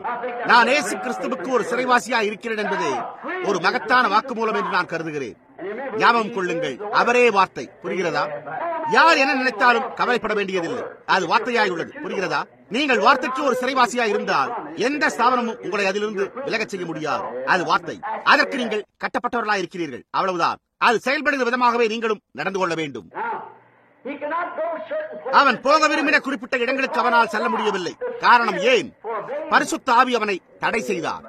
அநேக சமயங்களில் பவுல் ஒரு இடத்துக்கு போக நினைத்து அங்கு எனக்கு ஒரு பெரிய கூட்டம் நடக்க ஏது உண்டு என்று எண்ணின போது ஆவியானவரோ அவனை போக விடவில்லை என்பது உங்களுக்கு நினைவிருக்கும். பவுல் ஒரு சிறைவாசியா இருந்தான் என்பதை அது தெளிவாக எடுத்துக்காட்டி நிரூபிக்கிறது அல்லவா? இயேசு கிறிஸ்துவுக்கு ஒரு சிறைவாசி. ஆவியினால் அவருடைய வார்த்தைக்கு சேனம் பூட்டப்பட்டார். ஓ, அது எனக்கு பிரியம். அவன் கட்டப்பட்டிருந்தான். அவன் தேவனுடைய சித்தத்தை செய்ய, அதை மாத்திரம் செய்ய ஒரு சங்கிலியால், அன்பு என்னும் விலங்கிடப்பட்ட சங்கிலிகளினால் கட்டப்பட்டிருந்தான். அவன் ஒரு சிறைவாசியாயிருந்தான். அவன் அன்பின் விலங்கிடப்பட்ட சங்கிலிகளில் இருந்தான். அவன் கிறிஸ்துவுடன் நுகத்தில் இருந்தான். அவன் வேறு எதனோடும் நுகத்திலே பிணைக்கப்பட முடியாது. அவரோடு அவன் நுகத்தில் பிணைக்கப்பட்டிருந்தான். அவர் அவனை எங்கு வழிநடத்தினாரோ அங்கு செல்ல வேண்டியவனாய் இருந்தான். அவனுக்கு பாதையின் இப்பக்கமும் அப்பக்கமும் பசுமையாய் காணப்பட்ட போதிலும் அவனால் அங்கு செல்ல முடியவில்லை. தலைவரும் நுகமும் சென்ற பாதையிலே அவன் செல்ல வேண்டியதாயிருந்தது. ஓ, பிரண்ணாம் கூட்டத்தினராகிய நாம் இன்றிரவு நம்முடைய சொந்த சுயநலத்தையும் நம்முடைய சொந்த குறிக்கோள்களையும் கைவிட்டுவிட்டு நம்மை முழுவதும் அர்ப்பணித்து அவருடன் நுகத்தில் இணைக்கப்பட்டு கட்டப்பட்டவர்களாக முடிந்தால் நலமாயிருக்குமே. உலகத்தில் உள்ள மற்றவர் என்ன நினைத்தாலும், உலகத்தில் உள்ள மற்றவர்கள் என்ன செய்தாலும் கவலைப்பட வேண்டியதில்லை. நாம் அன்பின் சங்கிலிகளினால் நுகத்தில் பிணைக்கப்பட்டிருக்கிறோம். நாம் சிறைவாசிகளாயிருக்கிறோம். என் கால் கிறிஸ்துவுடன் பிணைக்கப்பட்டுள்ளதால் அது நடனமாடாது. நவீன அரை நிர்வாணிகளை நான் தெருவில் காணும் போது அது என் தலையை வேறு பக்கமாக திருப்பும் அளவிற்கு என் கண்கள் கிறிஸ்துவோடு பிணைக்கப்பட்டுள்ளன. நான் இனிமேல் இந்த உலகத்தின் மேல் அன்பு கூற முடியாதபடி என் இருதயம் அன்பினால் அவருடன் பிணைக்கப்பட்டுள்ளது. என் குறிக்கோள் என்னவென்று கூட எனக்கே தெரியாத அளவிற்கு என் சித்தம் அவருடன் இணைக்கப்பட்டுள்ளது. கர்த்தாவே, என்னை நீர் எங்கு நடத்தினாலும் உம்மை பின்தொடர்ந்து செல்வேன். நான் ஒரு சிறைவாசியாக இருப்பேன். பார்த்தீர்களா, பவுல் சரியாக ஒரு சிறைவாசியாக இருந்தான். அவன் தவறான எந்த வாக்குமூலத்தையும் கூறிக்கொண்டிருக்கவில்லை. அவன் வார்த்தையின் பேரில் காத்திருக்க மீண்டும் பரிசுத்த ஆவியானவரால் பயிற்சிவிக்கப்பட்டிருந்தான். அவனுக்கு ஒரு வழியில் பயிற்சி அளிக்கப்பட்டிருந்தது, ஆனால் தேவன் அவனுக்கு வேறொரு வழியில் பயிற்சி அளித்திருந்தார். அவனுடைய குறிக்கோள் என்னவா இருந்த போதிலும் கவலைப்படாமல் அவன் கர்த்தர் பேரில் காத்திருக்க பரிசுத்த ஆவியினால் பயிற்சிவிக்கப்பட்டிருந்தான். பரிசுத்த ஆவியின் உதவியினால் நான் உங்களுக்கு ஒன்றை காண்பிக்கப் போகிறேன். பார்க்கலாமா? இப்பொழுது நாம் உதாரணமாக ஒன்றை எடுத்துக்கொள்வோம். ஒரு நாள் பவுலும் சீலாவும் ஒரு குறிப்பிட்ட நகரில் இருந்த தெருவின் வழியாக வந்து கொண்டிருந்தனர். அங்கு அவர்களோ ஒரு எழுப்புதல் கூட்டத்தை நடத்தி கொண்டிருந்தனர். அப்பொழுது பிசாசு பிடித்த ஒரு பெண் பவுலை பின்தொடர்ந்து சத்தமிட்டுக் கொண்டே வந்தாள். அந்த பெண்ணில் இருந்த பொல்லாத ஆவியை கடிந்து கொண்டு அவளை விட்டு வெளியே வரும்படி கட்டளையிட அப்போஸ்தலன் என்னும் முறையில் அவனுக்கு அதிகாரம் இருந்தது என்று பவுல் அறிந்திருந்தார் என்பதில் சந்தேகமே இல்லை. ஆனால் நீங்கள் கவனித்தீர்களா, அவன் ஒவ்வொரு நாளும் காத்திருந்த போது திடீரென்று பரிசுத்த ஆவியானவர் அவனிடம் பேசினார். அப்பொழுது அவர் இதுதான் அந்த நேரம் என்று கூறினார். அப்பொழுது பவுல் அசுத்தாவியே அவளை விட்டு வெளியே வா என்று கூறினான். புரிகிறதா? பாருங்கள், அவன் கர்த்தருக்கு காத்திருக்க அறிந்திருந்தான். அங்குதான் இன்று அநேகர் வார்த்தையின் பேரில் நிந்தையை வருவிக்கின்றனர். அவர்கள் தங்கள் சுய ஆசைகளுடன் செல்கின்றனர். அதன் விளைவாக எத்தனை எழுப்புதல்கள் தோல்வியடைந்துள்ளன. ஏனென்றால் கர்த்தர் என்ன கூறுகிறார் என்று அறிந்து கொள்ள சுவிசேஷகன் காத்திருக்கிறதில்லை. அவர்களில் சிலர் இங்கு வாருங்கள் என்று அழைத்தால் அவர்கள் உடனே சென்று விடுகிறார்கள். ஏனெனில் அவர்களுடைய சங்கம் போய்விடுங்கள் என்று உத்தரவிடுகிறது. பரிசுத்த ஆவியானவர் அதற்கு மாறாக கூறியிருப்பார். இருப்பினும் அந்த மனிதனுக்கு மாகாண போதகர் அல்லது மற்ற யாரோ ஒருவர் அல்லது ஒரு உதவிக்காரர் அல்லது ஒரு பேராயர் அல்லது ஏதோ ஒரு காரியம் நீ போக வேண்டும் என்று இருக்கிறது. அதே சமயத்தில் அங்கு போகக்கூடாது என்று அவனுக்கு நன்கு தெரியும். ஏனெனில் பரிசுத்த ஆவி இங்கே போய் என்கிறார். புரிகிறதா? அவர் தன் ஸ்தாபனத்துடன் நுகத்தில் பிணைக்கப்பட்டிருக்கிறார். அவர் ஸ்தாபனத்துக்கு ஒரு சிறைவாசியாக இருக்கிறார். ஆனால் அவர் கிறிஸ்துவுடன் நுகத்தில் பிணைக்கப்பட்டிருந்தால் அப்பொழுது அவர் பரிசுத்த ஆவியினால் வழிநடத்தப்படுவார். புரிகிறதா? அவர் இயேசுவினால் பிணைக்கப்பட்ட ஒரு சிறைவாசி ஆவார். அப்பொழுது யார் என்ன கூறினாலும் அது எந்த வித்தியாசத்தையும் உண்டு பண்ணாது. அது ஒரு சத்தமிடுகிற வெண்கலம் போலவும் ஓசையிடுகிற கைத்தாளம் போலவும் இருக்கும். அவர் தேவனுடைய சத்தத்துக்கு மாத்திரமே செவி கொடுத்து அவர் வெளிப்படும் போது மாத்திரமே அவர் பேசுவார். அவர் வேறொன்றையும் பேச மாட்டார். யாராவது ஒருவர் ஓ சகோதரன் ஜோன்ஸ் என்று கூறினாலும், சகோதரன் ராபர்ட்ஸ் அல்லது வேறு யாரோ ஒருவர் என்பார்களானாலும், அல்லது இன்றைக்கு நமது தேசத்தில் உள்ள டாமி ஹிக்ஸ் அல்லது ஓரல் ராபர்ட்ஸ் அல்லது டாமி ஆஸ்பான் போன்ற பெரிய மனிதர்கள், அந்த பெரிய சுவிசேஷர்களில் சிலர் கூறினாலும் சரி, யாராவது ஒருவர் டாமி இங்கு வாருங்கள், நீங்கள் தேவனுடைய மகத்தான மனிதர், அல்லது ஓரல் என் மாமாக வியாதியாய் கட்டுண்டு கிடக்கிறார், அவர் சுகவீனமாயிருக்கிறார், நீங்கள் வர வேண்டும் என்று நான் விரும்புகிறேன், அவரை சுகப்படுத்த உங்களிடம் வல்லமை உண்டு என்று நான் நம்புகிறேன் என்று கூறுகிறார் என்று வைத்துக் கொள்வோம். புரிகிறதா? ஒரு கால் பரிசுத்த ஆவி அவரிடம் இப்பொழுது போக வேண்டாம் என்று கூறியிருக்க கூடும்.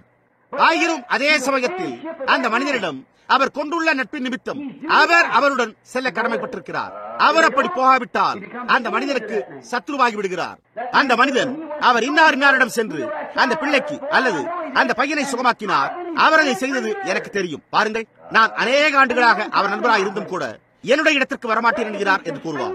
ஆனால் அவர் பரிசுத்த ஆவியினால் அங்கு போக வேண்டாம் என்று தடை செய்யப்பட்டார். அவர் தேவனோடு நுகத்தில் பிணைக்கப்பட்டிருந்தால் அப்பொழுது அவர் அங்கு போகாமல் இருப்பது நல்லது. அவருடைய நண்பரை அவர் நேசிக்கிறார். இருப்பினும் பரிசுத்த ஆவியினால் வழிநடத்தப்பட்டால் மாத்திரமே அங்கு செல்வது நல்லது. இல்லாவிட்டால் அவர் செல்வதில் ஒரு பிரயோஜனமும் இல்லை. அந்த அனுபவம் எனக்கு எத்தனையோ முறை உண்டாயிருக்கிறது. பவுல் என்ன செய்ய வேண்டும் என்று பரிசுத்த ஆவி கூறும் வரைக்கும் அவன் காத்திருந்தான். பரிசுத்த ஆவிக்காக காத்திருங்கள் என்று கூறப்பட்டுள்ளது. ஒரு இரவு அவன் நின்று பிரசங்கித்துக் கொண்டிருந்தான். அவன் அங்கு நடந்து சென்ற போது கால்கள் வழங்காத ஒரு மனிதனை அவன் கண்டான். திடீரென்று ஆவியானவர் அவனிடம் பேசினார். அப்பொழுது அவன் நான் காண்கிறேன் என்றான். எப்படி? ஒரு தீவில் அவர்களுக்கு கப்பல் சேதம் ஏற்படும் என்று அவன் கண்ட அதே விதமாகவே. புரிகிறதா? நீ சுகம் பெற உனக்கு விசுவாசம் உண்டு என்று நான் காண்கிறேன். எழுந்து காலொன்றினில் இயேசு கிறிஸ்து உன்னை குணமாக்கினார். பார்த்தீர்களா? அங்குதான் காரியமே உள்ளது. அவன் பிணைக்கப்பட்டிருந்தான். அவன் ஒரு வாரம் எழுப்புதல் கூட்டம் நடத்தியும் ஒன்றும் நடக்கவில்லை. ஆனால் அதே சமயத்தில் பரிசுத்த ஆவி உரைக்கும் வரைக்கும் அவன் காத்திருந்தான். புரிகிறதா? அவன் அந்த முறையீட்டிற்கு இணைக்கப்பட்டிருந்தான். நீங்கள் சகோதரன் பிரணாமே, நீங்கள் ஞாயிற்றுக்கிழமை கூறினதற்கு இப்பொழுது முரணாக கூறுகிறீர்களே, இவ்வளவு காலமாக காத்திருந்ததை குறித்து எனலாம். ஆனால் பரிசுத்த ஆவியானவர் தாமே என்னிடம் வழியில் பேசி உன்னை வியாதிஸ்தரிடத்திற்கும் பாதிக்கப்பட்டவர்களிடத்திற்கும் அனுப்புகிறேன் என்றார் என்பதை நினைவில் கொள்ளுங்கள். புரிகிறதா? அது பரிசுத்த ஆவிக்கு கீழ்ப்படிதல். நிச்சயமாக அவர் நான் போயதை செய்யும்படி கட்டளையிடும் வரைக்கும் நான் போகவில்லை. நான் கர்த்தர் உரைக்கிறதாவது என்பது எனக்கு கிடைக்கும் வரையில் கர்த்தர் உரைக்கிறதாவது என்பதற்காக காத்துக் கொண்டிருந்தேன். இப்பொழுது அது வித்தியாசமாய் உள்ளது. புரிகிறதா? இப்பொழுது அது ஒரு வித்தியாசத்தை உண்டு பண்ணுகிறது. ஆம், அவன் கர்த்தருடைய வார்த்தைக்காக காத்திருந்தான். தேவனுடைய கட்டளையை செய்யவே ஆவியானவர் அவனை வற்புறுத்தினார். அவன் அப்பொழுது இயேசு கிறிஸ்துவின் சிறைவாசியானார். நண்பர்களே, நாம் மட்டும் சிறைவாசிகளாகிவிட்டால் நலமாயிருக்குமே. இங்கு உஷ்ணமாய் உள்ளது என்று நான் அறிவேன். ஆனால் நீங்கள் விரும்பினால் நான் இன்னும் வேதத்தில் உள்ள 2 பேர்களை குறிப்பிட விரும்புகிறேன். இங்கு 6 அல்லது 8 பேர்களை எழுதி வைத்திருக்கிறேன். ஆனால் நான் இன்னும் மற்றொரு இல்லை 2 பேருடைய பாத்திரங்களை மாத்திரமே குறிப்பிட விரும்புகிறேன். நாம் மோசேயின் குணாதிசயத்தை எடுத்துக் கொள்வோம். அவன் விடுவிப்பவராக பிறந்தான். அவன் விடுவிக்க பிறந்தவன் என்பதை அவன் அறிந்திருந்தான். ஆனால் மோசே குறித்து கூறுவதற்கு முன்பு நான் இந்த வாக்குமூலத்தை கூற விரும்புகிறேன். தேவன் எப்பொழுதுமே தனக்கு உண்மையாய் சேவிக்க மனதுடைய ஒருவனை தெரிந்து கொண்டு அவனை அவருடைய சிறைவாசியாக்குகிறார்.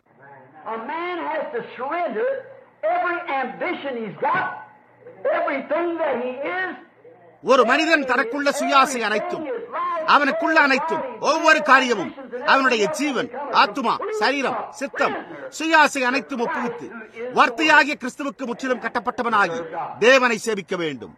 நீங்கள் உங்கள் கருத்துக்கு மாறாக நடந்து கொள்ள வேண்டியிருக்கலாம். ஒரு கால் ஒரு குறிப்பிட்ட ஸ்தாபனம் உங்களை உயர்த்தி நீங்கள் பிரகாசிப்பதற்கென ஒரு பெரிய பதவியை கொடுக்கும் என்று நீங்கள் எண்ணக்கூடும். ஆனால் அதனால் நீங்கள் உங்களுக்கு என்ன கண்டடைகிறீர்கள்? சில நாட்கள் கழித்து நீங்கள் தோல்வியடைந்த நிலையில் உள்ளதை காண்பீர்கள். தேவன் தமக்கு கட்டப்பட்ட சித்தமுள்ள ஒருவனை பெரும் வரைக்கும் அவ்வாறு இருக்கும். தேவன் சிறைவாசிகளுக்காகவே நோக்கிக் கொண்டிருக்கிறார். அவர் எப்பொழுதுமே அதை செய்துள்ளார். நீங்கள் அதை வேத வாக்கியங்களினூடாக கண்டறியலாம். ஒரு மனிதன் எல்லாவற்றுக்கும் எதிராக கிறிஸ்துவுக்கு கட்டப்பட்டவனாக வேண்டும். எனவே கிறிஸ்துவை தவிர வேறு யாருடனும் தொடர்பு கொண்டிருக்க முடியாது. அது உங்களுடைய தகப்பன், உங்களுடைய தாய், உங்களுடைய சகோதரன், உங்களுடைய சகோதரி, உங்களுடைய கணவன், உங்களுடைய மனைவி, யாராயிருந்தாலும் சரி. நீங்கள் கிறிஸ்துவுடன் மாத்திரமே தொடர்பு கொண்டிருக்க வேண்டும். அப்பொழுது மாத்திரமே தேவன் உங்களை உபயோகிக்க முடியும். அது வரைக்கும் அவர் உங்களை உபயோகிக்க முடியாது. சில சமயங்களில் நான் வெளியே செல்லும் போது ஜனங்களிடம் கடினமாக பேசுகிறேன். பாருங்கள், அவர்கள் எல்லாவற்றையும் விட்டுவிட வேண்டும் என்று நான் கூற முயற்சித்துக் கொண்டிருக்கிறேன். எங்காவது ஒரு இடத்தில் துவங்க வேண்டும். உதாரணமாக, சில சமயங்களில் பெண்கள் தங்களுடைய தலைமுடியை கத்தரித்து அவலட்சணமான உடைகளை உடுத்தி அதே சமயத்தில் கிறிஸ்தவர்கள் என்று கூறி வருவதற்கு எதிராக கூக்குரலிட வேண்டியதாக உள்ளது. நீங்கள் அது சிறிய காரியம் எனலாம். பாருங்கள், நீங்கள் எங்காவது ஒரு இடத்தில் துவங்க வேண்டும். எனவே நீங்கள் இங்கே உங்களுடைய சிறு காரியங்களில் தொடங்குங்கள். புரிகிறதா? உலக பிரகாரமான பார்வைகளை விட்டுவிட்டு கிறிஸ்துவுக்கு ஒரு சிறைவாசியாக மாறுங்கள். அதன் பிறகு ஒவ்வொன்றாக விட்டுவிட்டு முடிவில் கடைசியான காரியத்தை விட்டொடித்து விடுங்கள். அப்பொழுது நீங்கள் ஒரு சிறைவாசியாகிறீர்கள். அவருடைய பிடியில் நீங்கள் வந்து விடுவீர்கள். அவர் உங்களை தமது பிடியில் கொண்டிருப்பார். இப்பொழுது மோசே இஸ்ரவேல் ஜனங்களை விடுவிக்க பிறந்தவர் என்று அறிந்திருந்தான். அவன் அதை அறிந்தே இருந்தான். மோசேக்கு இருந்த ஆசையை கவனித்தீர்களா? அவனுடைய தாய் தான் அவனுக்கு பால் கொடுக்கும் ஸ்திரியாக இருந்தாள் என்று அவள் கூறியிருந்ததை அறிந்திருப்பான். மோசே ஒரு குழந்தையாய் பிறந்தபோது அவனுடைய தாய், மோசே உனக்கு தெரியுமா, உன் தகப்பன் அம்ராமும் நானும் எப்பொழுதும் ஜெபம் பண்ணிக் கொண்டிருந்தோம் என்று கூறியிருப்பாள் என்பதில் சந்தேகமே இல்லை. மீட்கிறவன் ஒருவன் வருவதற்கான நேரம் வந்துவிட்டது என்று வார்த்தையை பார்த்து நாங்கள் அறிந்து கொண்டோம். அப்பொழுது நாங்கள், தேவனாகிய கர்த்தாவே, நாங்கள் அந்த மீட்கிறவனை காண விரும்புகிறோம் என்று ஜெபம் செய்தோம். ஒரு நாள் இரவு கர்த்தர் எங்களுக்கு தரிசனத்தில் நீ பிறப்பாய் என்றும் நீதான் மீட்கிறவனாய் இருப்பாய் என்றும் கூறினார். நாங்கள் ராஜாவினுடைய கட்டளைக்கு பயப்படவில்லை. ராஜா கூறினதற்கு நாங்கள் கவலை கொள்ளவில்லை. அப்பொழுது நீ மீட்கிறவனாக பிறந்திருக்கிறாய் என்று நாங்கள் அறிந்து கொண்டோம். மோசே, உன்னை நாங்கள் சரியான விதத்தில் வளர்க்க முடியாது என்று அறிந்தோம். அவர்கள் 400 ஆண்டுகளாக எகிப்தில் இருந்தனர் என்பதை ஞாபகம் கொள்ளுங்கள். புரிகிறதா? உனக்கு நாங்கள் சரியான காரியத்தை, சரியான கல்வியை கொடுக்க வேண்டும், சரியான பயிற்சி அளிக்க வேண்டும் என்று விரும்பினோம். எனவே நான் உன்னை ஒரு சிறு நாணப்பட்டியில் வைத்து நீல நதியில் மிதக்க விட்டேன். எப்படியோ எதிர்பாராத விதமாக நாணற்புள்ளின் வழியாக மைல் கணக்காக தள்ளிக்கொண்டே வந்து பார்வோனின் அரண்மனை பக்கமாக திருப்பிவிட்டேன். அங்கே பார்வோனின் குமாரத்தி, அங்குதான் அவள் குளிக்கும் இடம் இருந்தது. உனக்கு பால் கொடுக்க ஒரு ஸ்திரீ தேவைப்படும் என்று நான் அறிந்தேன். அந்த காலத்தில் உண்மையாகவே குழந்தைகளுக்கு பாலூட்ட பால் குட்டிகள் கிடையாது. எனவே அவர்கள் பால் கொடுக்கும் ஒருத்தியை அமர்த்த வேண்டியதாக இருந்தது. நான் மீரியாவை அங்கு அனுப்பினேன். அவள் அங்கு நின்று கொண்டு பால் கொடுப்பவள் எங்கிருக்கிறாள் என்று என்னால் கண்டறிய முடியும் என்பது எனக்கு தெரியும் என்று சொல்லி என்னை அழைத்து சென்றாள். எல்லா கதவுகளும் அடைக்கப்பட்ட பிறகு மோசே என்று அழைத்து, தேரே, உனக்கு இப்பொழுதோ 16 வயதாகிவிட்டது. நீ பார்வோனின் குமாரனாக போகின்றாய். என்றோ ஒரு நாள் நீ ஜனங்களை விடுவித்து இங்கிருந்து கொண்டு செல்ல போகிறாய் என்றான். மோசேயின் ஆசையோ அதிகமாக தொடங்கிவிட்டது. அம்மா, நான் படிப்பேன், என்னால் முடிந்த எல்லாவற்றையும் படிப்பேன். நான் என்ன செய்வேன் என்று உங்களுக்கு தெரியுமா? நான் எப்படி ஒரு ராணுவ வீரனாக இருக்க வேண்டும் என்றும் எப்படி இந்த ஜனங்களை மீட்டு இங்கிருந்து கொண்டு போவதென்று நான் படித்து அறிந்து கொள்வேன். நான் ஒரு பெரிய தளபதியாக பேராயராக இருப்பேன். எனவே அதை எப்படி செய்வதென்று எனக்கு தெரியும். அப்பொழுது நான் அவர்களை வெளியே கொண்டு செல்வேன். நான் என்னுடைய தத்துவம் மற்றும் இதர பட்டங்களை பெற்றுக் கொள்வேன். அதன் பின்னர் நான் அதை செய்வேன் என்றான். கத்தோலிக்க குருவானவர் பிதா சிரிப்பியை போல் அவருடைய புத்தகத்தை நீங்கள் படித்ததுண்டா? சரி, அவர் புராட்டஸ்டன்ட்களை அந்த மார்க்கத்திலிருந்து விடுவிக்க போய் அவரே புராட்டஸ்டன்ட் ஆகிவிட்டார் என்பதை நீங்கள் அறிவீர்களா? எனவே இந்த சிறந்த குருவானவர் சிரிப்பி அநேக ஆண்டுகளுக்கு முன்பு அவர் எழுதின பிதா சிரிப்பி என்ற புத்தகத்தை நீங்கள் வாங்கி படிக்க வேண்டும். அவர்கள் அவரை பிதா என்று அழைக்கிறார்கள். அவர் வெறுமன சகோதரன் சினிக்வி என்றுதான் அழைத்துக் கொண்டார். நாம் எந்த மனிதனையும் அந்த விதமாக பிதா என்று அழைக்கிறதில்லை. அவர் புராட்டஸ்டன்ட் மார்க்கம் தவறென்று நிரூபிக்கவும் அவர்கள் எல்லோரையுமே கத்தோலிக்கராக்க வேதாகமத்தை படித்தார் என்பதை நாம் கண்டறிகிறோம். அவர் வேதாகமத்தை படிக்க தொடங்கின போது பரிசுத்த ஆவியானவர் அவர் மேல் வந்தார். அப்பொழுது அவர் பரிசுத்த ஆவியை பெற்று அதன் பின்னர் அவர்களில் ஒருவரை போல் ஆகிவிட்டார். எனவே இதை கவனியுங்கள். மோசே எல்லா பயிற்சியும் பெற்றான். ஏனெனில் அவனுக்கு தெரியும் அவன் மிகவும் சாமர்த்தியசாலி, அதிக கல்வி கற்றவன், அதிக நுண்ணறிவு படைத்தவன். எனவே யாருமே, அதாவது அவனால் எகிப்தியருக்கும் கூட கற்றுத்தர முடிந்தது. அவனால் அவர்களுடைய மனோதத்துவ நிபுணருக்கு கற்றுத்தர முடிந்தது. ராணுவ பராக்கிரமம் என்னவென்று அவர்களுடைய தளபதிகளுக்கும் அவனால் கற்றுத்தர முடிந்தது. அவன் ஒரு மகத்தான மனிதனாய் இருந்தான். அவனுடைய மேன்மையின் காரணமாக ஜனங்களோ மோசேக்கு பயந்தனர். ஓ, அப்படிப்பட்ட மேதை என்னே! அவன் ஒரு தலைமை பேராயர் அல்லது போப்பாண்டவராக இருந்திருக்கலாம். அவன் ஒரு மகத்தான நபராய் இருந்தான். அவன் ஒரு பராக்கிரமுள்ள மனிதனாய் இருந்தான். அவன் இதை செய்ய பிறந்திருந்தான் என்பதை அவன் அறிந்தவனாய் தன் பெரிய குறிக்கோள் நிறைவேற வேண்டும் என்று மிகுந்த ஆவல் கொண்டவனாய் பயிற்சி பெற்றான்.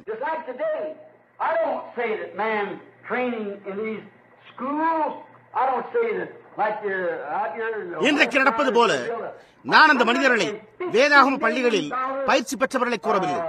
நான் அப்படி கூறவில்லை. இங்கு மேற்கு பாகத்தில் $15 கோடி செலவில் வேத சாஸ்திர பள்ளி ஒன்றை கட்டப்போகிறார்கள். பாருங்கள், பெந்தேகோஸ்துக்காரர்கள் $15 கோடி செலவில் பள்ளி. என்னை பொறுத்தவரையில் அது ஊழிய களத்தில் உள்ள மிஷனரிமார்களுக்கு செலவிடப்பட வேண்டும். புரிகிறதா? பார்த்தீர்களா? புரிகிறதா? ஆனாலும் எப்படியாயினும் அவர்கள் வேதாகம பள்ளியை விட்டு வெளிவரும்போது அவர்கள் என்ன செய்கிறார்கள்? அவர்கள் என்னவா இருக்கின்றனர்? ஒரு கூட்ட நவநாகரிக பண்பற்ற ரிஷிகளாக இருக்கிறார்கள். நிச்சயமாக அதன் பின்னர் அப்படித்தான் அவர்கள் வெளியே வருகின்றனர். அதே விதமாகத்தான் வேதாகம பள்ளியை விட்டு வெளிவரும் மற்றவர்களும் உள்ளனர். புரிகிறதா? இப்பொழுது நாம் கண்டறிவது என்னவெனில், மோசே தான் பெற்ற பயிற்சி அனைத்திலும் இன்றைக்கு பயிற்சி அளிக்கப்பட்டு பெரிய பேராயர்களை, மகத்தான உயரிய பேராசையை உருவாக்கின பின்பு நாம் என்ன செய்வோம்? நம்முடைய சுய ஆசைகளும் மோசேயின் ஆசைகளைப் போல் ஆகிவிடுகின்றன. புரிகிறதா? தேவன் மோசேயை தம் கரங்களில் கொள்வதற்கு முன்பு அவர் அவனுடைய பேராசையை களைய வேண்டியதாயிருந்தது. அவனுடைய பயிற்சி அனைத்தையும் அவர் களைய வேண்டியதாயிற்று. அவன் வெளியே சென்றான். அவன் விடுவித்தான். அவன் ஒரு எகிப்தியனை கொன்றான். அவன் அப்படி செய்தபோது அவன் தவறானதில் இருந்தான் என்பதை அவன் கண்டான். அவன் அப்படி செய்திருக்க கூடாது. அதுவல்ல முறை. தேவன் அவனை வனாந்திரத்துக்குள்ளாக ஒரு வனாந்திரமான இடத்துக்கு கொண்டு போக வேண்டியதாக இருந்தது. நீங்கள் கவனிப்பீர்களானால் தேவன் யாருக்காக ஒரு செய்தியை வைத்திருக்கிறாரோ அந்த ஒரு விதமான வினோதமான நபர்களை எல்லாம் அவர் வனாந்திரத்துக்கு கொண்டு செல்கிறார். அவர் பவுலுக்கு பயிற்சி அளிப்பதற்காக அவனை வனாந்திரத்துக்கு, அதாவது அவன் கண்ட இந்த மகத்தான தரிசனங்கள் அனைத்தையும் விளக்கி கூற வனாந்திரத்துக்கு கொண்டு சென்றார். ஒரு குறிப்பிட்ட வனாந்திரத்துக்கு போ, என்ன செய்ய வேண்டும் என்று தேவன் அவனுக்கு முழுவதுமாக அறிவிக்கும் வரையில் அவன் அங்கு தரித்திருந்தான். மோசேயின் காலத்தில் அவர் அவனை வனாந்திரத்துக்கு கொண்டு சென்றார். அங்கு அவனை 40 ஆண்டுகள் தங்கும்படி செய்து அவனுடைய வேதசாஸ்திரம் அனைத்தையும் சுய ஆசைகள் அனைத்தையும் களைந்தார். ஓ, அவன் திரும்பி பார்த்து அவனுடைய தோல்விகளை காண அது எத்தகைய தருணமாயிருந்தது. நம்முடைய சுய ஆசைகளை நாம் காணும் போது இன்றிரவு நாமும் அதை செய்ய வேண்டியவர்களாக இருக்கிறோம். சுகமளிக்கும் கூட்டங்களை கவனித்து சில ஆண்டுகளுக்கு முன்பு தொடங்கி தேவன் வியாதியஸ்தருக்கு சுகமளிக்க தொடங்கினாரா என்பதை பாருங்கள். ஒவ்வொருவரும், ஒவ்வொரு ஸ்தாபனமும் சுகமளிக்கும் வரம் பெற்றவர் தங்கள் ஸ்தாபனத்தில் சேர மறுத்த காரணத்தால் அவர்கள் தங்களுக்கென சுகமளிக்கும் ஒருவரை பெற விளைந்தனர். நாம் என்ன செய்து விட்டோம்? நாம் அதை சிறிது நேரம் சிந்திப்போம். மோசே செய்த அதே காரியத்தை நாம் செய்துள்ளோம். நாம் சென்று ஏதோ ஒரு விதமான அற்புதத்தை உற்பத்தி செய்ய முயன்றோம். I smell a disease. நான் வியாதியை முகர்கிறேன், என் கையில் ரத்தம் படுகிறது என்று கூறினோம். ஒரு அற்புதத்தை உற்பத்தி செய்தோம். பார்த்தீர்களா? இப்பொழுது நாம் பெற்றுள்ளது என்ன? அவர்களில் சிலர் அதிக இறுக்கமடைந்து அதை விட்டு விலகி நிரந்தரமான குடிகாரராகவும் நரம்பு தளர்ச்சி உள்ளவர்களாகவும் தங்கள் சிந்தைகளை எடுத்துக் கொண்டனர். Switched all the way back to அவர்கள் திரும்பிச் சென்று பெண்டேகோஸ்தே குறிக்கோளில் இருந்து அகன்று ஸ்தாபனம் உண்டாக்கி கொண்டு விட்டனர். புரிகிறதா? நாம் என்ன செய்து விட்டோம்? நாம் ஒரு எகிப்தியனை கொன்றோம். அது உண்மை. நாம் முயன்று, நாம் பாடுபட்டு, நாம் பணம் கொடுத்து, நாம் ஜபக்கூட்டங்களில் இரவு முழுவதும் உழைத்தும் நாம் எந்த ஆதரவையும் பெறவில்லை. எனவே நாம் ஏதோ ஒன்றை உற்பத்தி செய்ய முயன்று ஏதோ ஒரு விருந்து இந்த காரியங்களின் எல்லா மாதிரிகளிலும் முழுவதும் தோல்வியடைந்து விட்டதையே கண்டறிகிறோம். நாம் மனாந்திரத்துக்கு திரும்பி செல்ல வேண்டியது அவசியம். அது உண்மை. ஆமையா, விரிசல்களும் போராட்டங்களும் அதை ஏன் விட்டுவிடக் கூடாது? அதைத்தான் நீங்கள் செய்ய வேண்டும். பாருங்கள், திரும்பி சென்று அதை கைவிட்டு விட வேண்டும். ஏன்? நாம் மோசே புரிந்த அதே செயலை செய்து கொண்டு வந்தோம். அதனால் ஒரு உபயோகமும் இல்லை. 40 ஆண்டுகள் கழித்து மோசே அவன்தானே தேவனுடைய வார்த்தைக்கு ஒரு சிறைவாசியாக இருப்பதை அறிந்து கொண்டான். நாம் என்ன செய்ய முயற்சிக்கிறோம்? தேவன் நம்மை குறித்து கூறியுள்ள இந்த மகத்தான காரியங்களின் எல்லா வெளிப்படுத்தலுமான நாம் எப்படி மறுபடியும் பிறக்க வேண்டும், நாம் எப்படி பரிசுத்தாவை பெற்றுக் கொள்ள வேண்டும், இயேசு கிறிஸ்துவின் நாமத்தினால் ஞானஸ்தானம் பெற்றுக் கொள்ள வேண்டும் என்பது போன்ற சத்தியங்கள் எடுத்துரைக்கப்பட்ட போது இந்த மகத்தான ஆசீர்வாதங்கள் உண்டாயின. நீங்கள் பாருங்கள், ஜனங்கள் வார்த்தைக்கு சேனமூட்டப்பட்டு அதில் நிலைத்திருப்பதற்கு பதிலாக அவர்கள் என்ன செய்கிறார்கள்? அவர்கள் தங்கள் சொந்த ஸ்தாபன தத்துவங்களை கைக்கொள்ள தொடங்கினர். அது ஏற்கனவே தோல்வி அடைந்திருந்தது. உண்மையை போல் காட்சியளிக்கும் ஏதோ ஒன்றை உற்பத்தி செய்ய முயற்சிக்கின்றனர். இத்துடன் இதை நான் நிறுத்திக் கொள்வது நலம். புரிகிறதா? நான் கூறுவதன் அர்த்தத்தை புரிந்து கொள்ள உங்களுக்கு போதிய ஞானம் உள்ளது என்று நிச்சயமுடையவனாயிருக்கிறேன். புரிகிறதா? ஆனால் அது என்ன விளைவித்தது என்று பாருங்கள். அதை சிந்தித்து பாருங்கள். இன்றிரவு நாம் என்ன பெற்றுள்ளோம்? முழுவதும் ஸ்தாபனங்களால் நிறைந்த ஒரு தேசத்தையே. அவர்கள் வேத வசனங்களை மறுதலித்து பரிசுத்தாவியின் ஜீவனை மனோதத்துவத்தினால் மனதில் உள்ள ரகசியங்களை அறிந்து கொள்ளுதல் என்று நினைக்கிறார்கள்.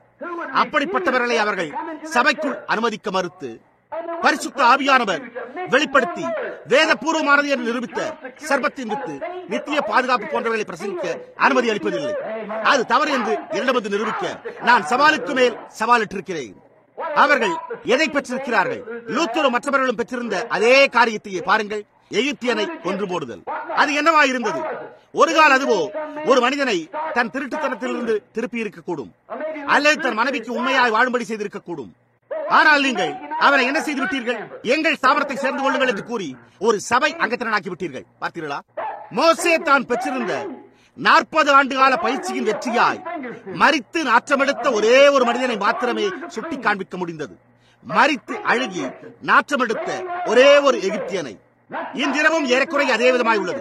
இதுவரை நடைபெற்றுள்ள எழுப்புதல் கூட்டங்களில் அவ்வாறு அழைக்கப்படுகின்ற அதன் விளைவாக நாம் சுட்டிக்காட்டக்கூடிய ஒன்றே ஒன்று, எகிப்தின் இரவை குறித்து எவ்வாறு ஆப்பிரிக்க பழங்குடியினர் அறிய முடியவில்லையோ அவ்வாறு தேவனை அறியாத நாற்றமெடுத்த ஒரு கூட்ட சபை அங்கத்தினர்களை மாத்திரமே. அது உண்மையே.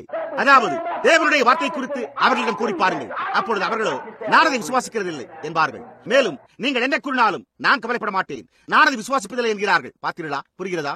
நாம் பட்ட சிரமங்கள், போராட்டங்கள் மற்றும் நாம் பெற்றுள்ள ஒவ்வொரு காரியத்தின் விளைவாய் சுட்டிக்காட்டக்கூடியதோ அந்த பயங்கரமான காரியமே. ஒரு காலம் நாம் பெரிய வேதாம பள்ளியை பெற்று அதை சுட்டிக்காட்ட முடியும், ஆனால் அது மரித்துவிட்டது. நாம் ஒரு ஸ்தாபனத்தை சுட்டிக்காட்ட முடியும், அது மரித்துவிட்டது. அது நாற்றம் எடுத்துக் கொண்டிருக்கிறது. நாம் முதலில் எதை விட்டு வெளிவந்தோமோ அதுதானது. நாய் தான் கக்கினதை தினவும் பன்றி சேற்றிலே புரளவும் திரும்பி செல்வது போன்றது. அது ஒரே ஒரு மரித்த எகிப்தியன். யாராகிலும் மோசே பார், ஜனங்களுக்கான உணர்வையே நீ பெற்றிருக்கவில்லையா, நீ இதை செய்ய அழைக்கப்பட்டாய் என்று கூறியிருப்பார் என்பது சந்தேகமே இல்லை. மோசேயை அறிந்த யாராவது அதற்கென்று மோசே அழைக்கப்பட்டதை அவர் அறிந்திருப்பார். ஜனங்களின் மேல் கொண்டிருந்த பரிதாபத்தை இழந்து விட்டீர்களா? இல்லையா? பாருங்கள், பின்ன ஏன் நீங்கள் போய் அதை செய்யக்கூடாது? நீங்கள் ஏன் இதை செய்ய முயற்சிக்கூடாது? நீங்கள் ஏன் மற்றவர்களோடு கலந்து கொள்ளக்கூடாது? மோசே அங்கு எரிகிற முச்செடியின் அனுபவத்தை பெற்று நான் ஆபிரகாமின் தேவனும் ஈசாக்கின் தேவனும் யாக்கோப்பின் தேவனுமாயிருக்கிறேன், என் வாக்குத்தத்தத்தை நினைவு கூறுகிறேன், நான் அவர்களை விடுவிக்க இறங்கி வந்துள்ளேன், அதை செய்ய நான் உன்னை அனுப்புகிறேன் என்னும் அந்த வார்த்தையை அது பிரகடனம் செய்யும் வரைக்கும் அவனிடத்தில் இருந்த மற்றெல்லாம் களையப்பட வேண்டியதாக இருந்தது. அதுதானது. அவன் வார்த்தையை கண்டான். அது ஜனங்களின் சுயாசையோ அல்லது ஜனங்களின் வாஞ்சையோ இல்லை. அதன் பிறகு மோசே என்னவானான்? அவன் எகிப்தியர்களை சந்திக்க விரும்பவில்லை. இந்த காரியத்தை அவன் இனி ஒருபோதும் சந்திக்க விரும்பவில்லை. ஆனால் அவன் ஒரு சிறைவாசியானான். ஆமென். 40 வருடங்களாக அவரிடத்தில் இருந்தவை களையப்பட்டு அதன் பிறகு அவன் எரிகின்ற முச்சடியில் ஒரு சிறைவாசியாகிறான். தன்னுடைய அறிவுத்திறன் யாவற்றோடும் கூட மகத்தான மோசே. எகிப்தில் மோசே வார்த்தையிலும் செய்கையிலும் வல்லவனாய் இருந்தான் என்று வேதம் கூறுகிறது. அந்த வல்லமையான வேதசாஸ்திர நிபுணன் எரிகிற முச்சடியின் பிரசனத்தில் என்ன செய்தான் என்று கவனியுங்கள். அவன் தன்னுடைய இயலாமையை மாத்திரமே அறிக்கையிட்டான். அவன் தேவனுடைய உண்மையான நோக்கத்தை கண்டபோது அவன் அதை செய்ய இயலாது என்று அறிக்கையிட்டான். இருப்பினும் அவன் தன்னால் பெற முடிந்த வேதசாஸ்திரம் எல்லாவற்றிலும் பயிற்றுவிக்கப்பட்டிருந்தான். அவன் மிகச்சிறந்த பள்ளிகளில் பயிற்சி பெற்றான். ஆனால் அதே சமயத்தில் அக்கினி ஸ்தம்பம் அந்த முச்சடியில் தொங்கின போது அவனால் என்ன செய்ய முடிந்தது? அவன் என்னால் பேசவும் கூட முடியவில்லை என்று கூறினான். ஆண்டவரே, நான் போவதற்கு எம்மாத்திரம் என்றான். பார்த்தீர்களா? மோசே, உன் பாதரட்சைகளை கடத்தி போடு, உன்னோடு நான் பேச வேண்டும். உன்னுடைய பாதரட்சையை கடத்தி போடு, நீ தரையிலே மறுபடியும் சாஷ்டாங்கமாய் பணிந்து கொள், நான் உன்னிடத்தில் பேச வேண்டும். அவனால் பேச முடியவில்லையே.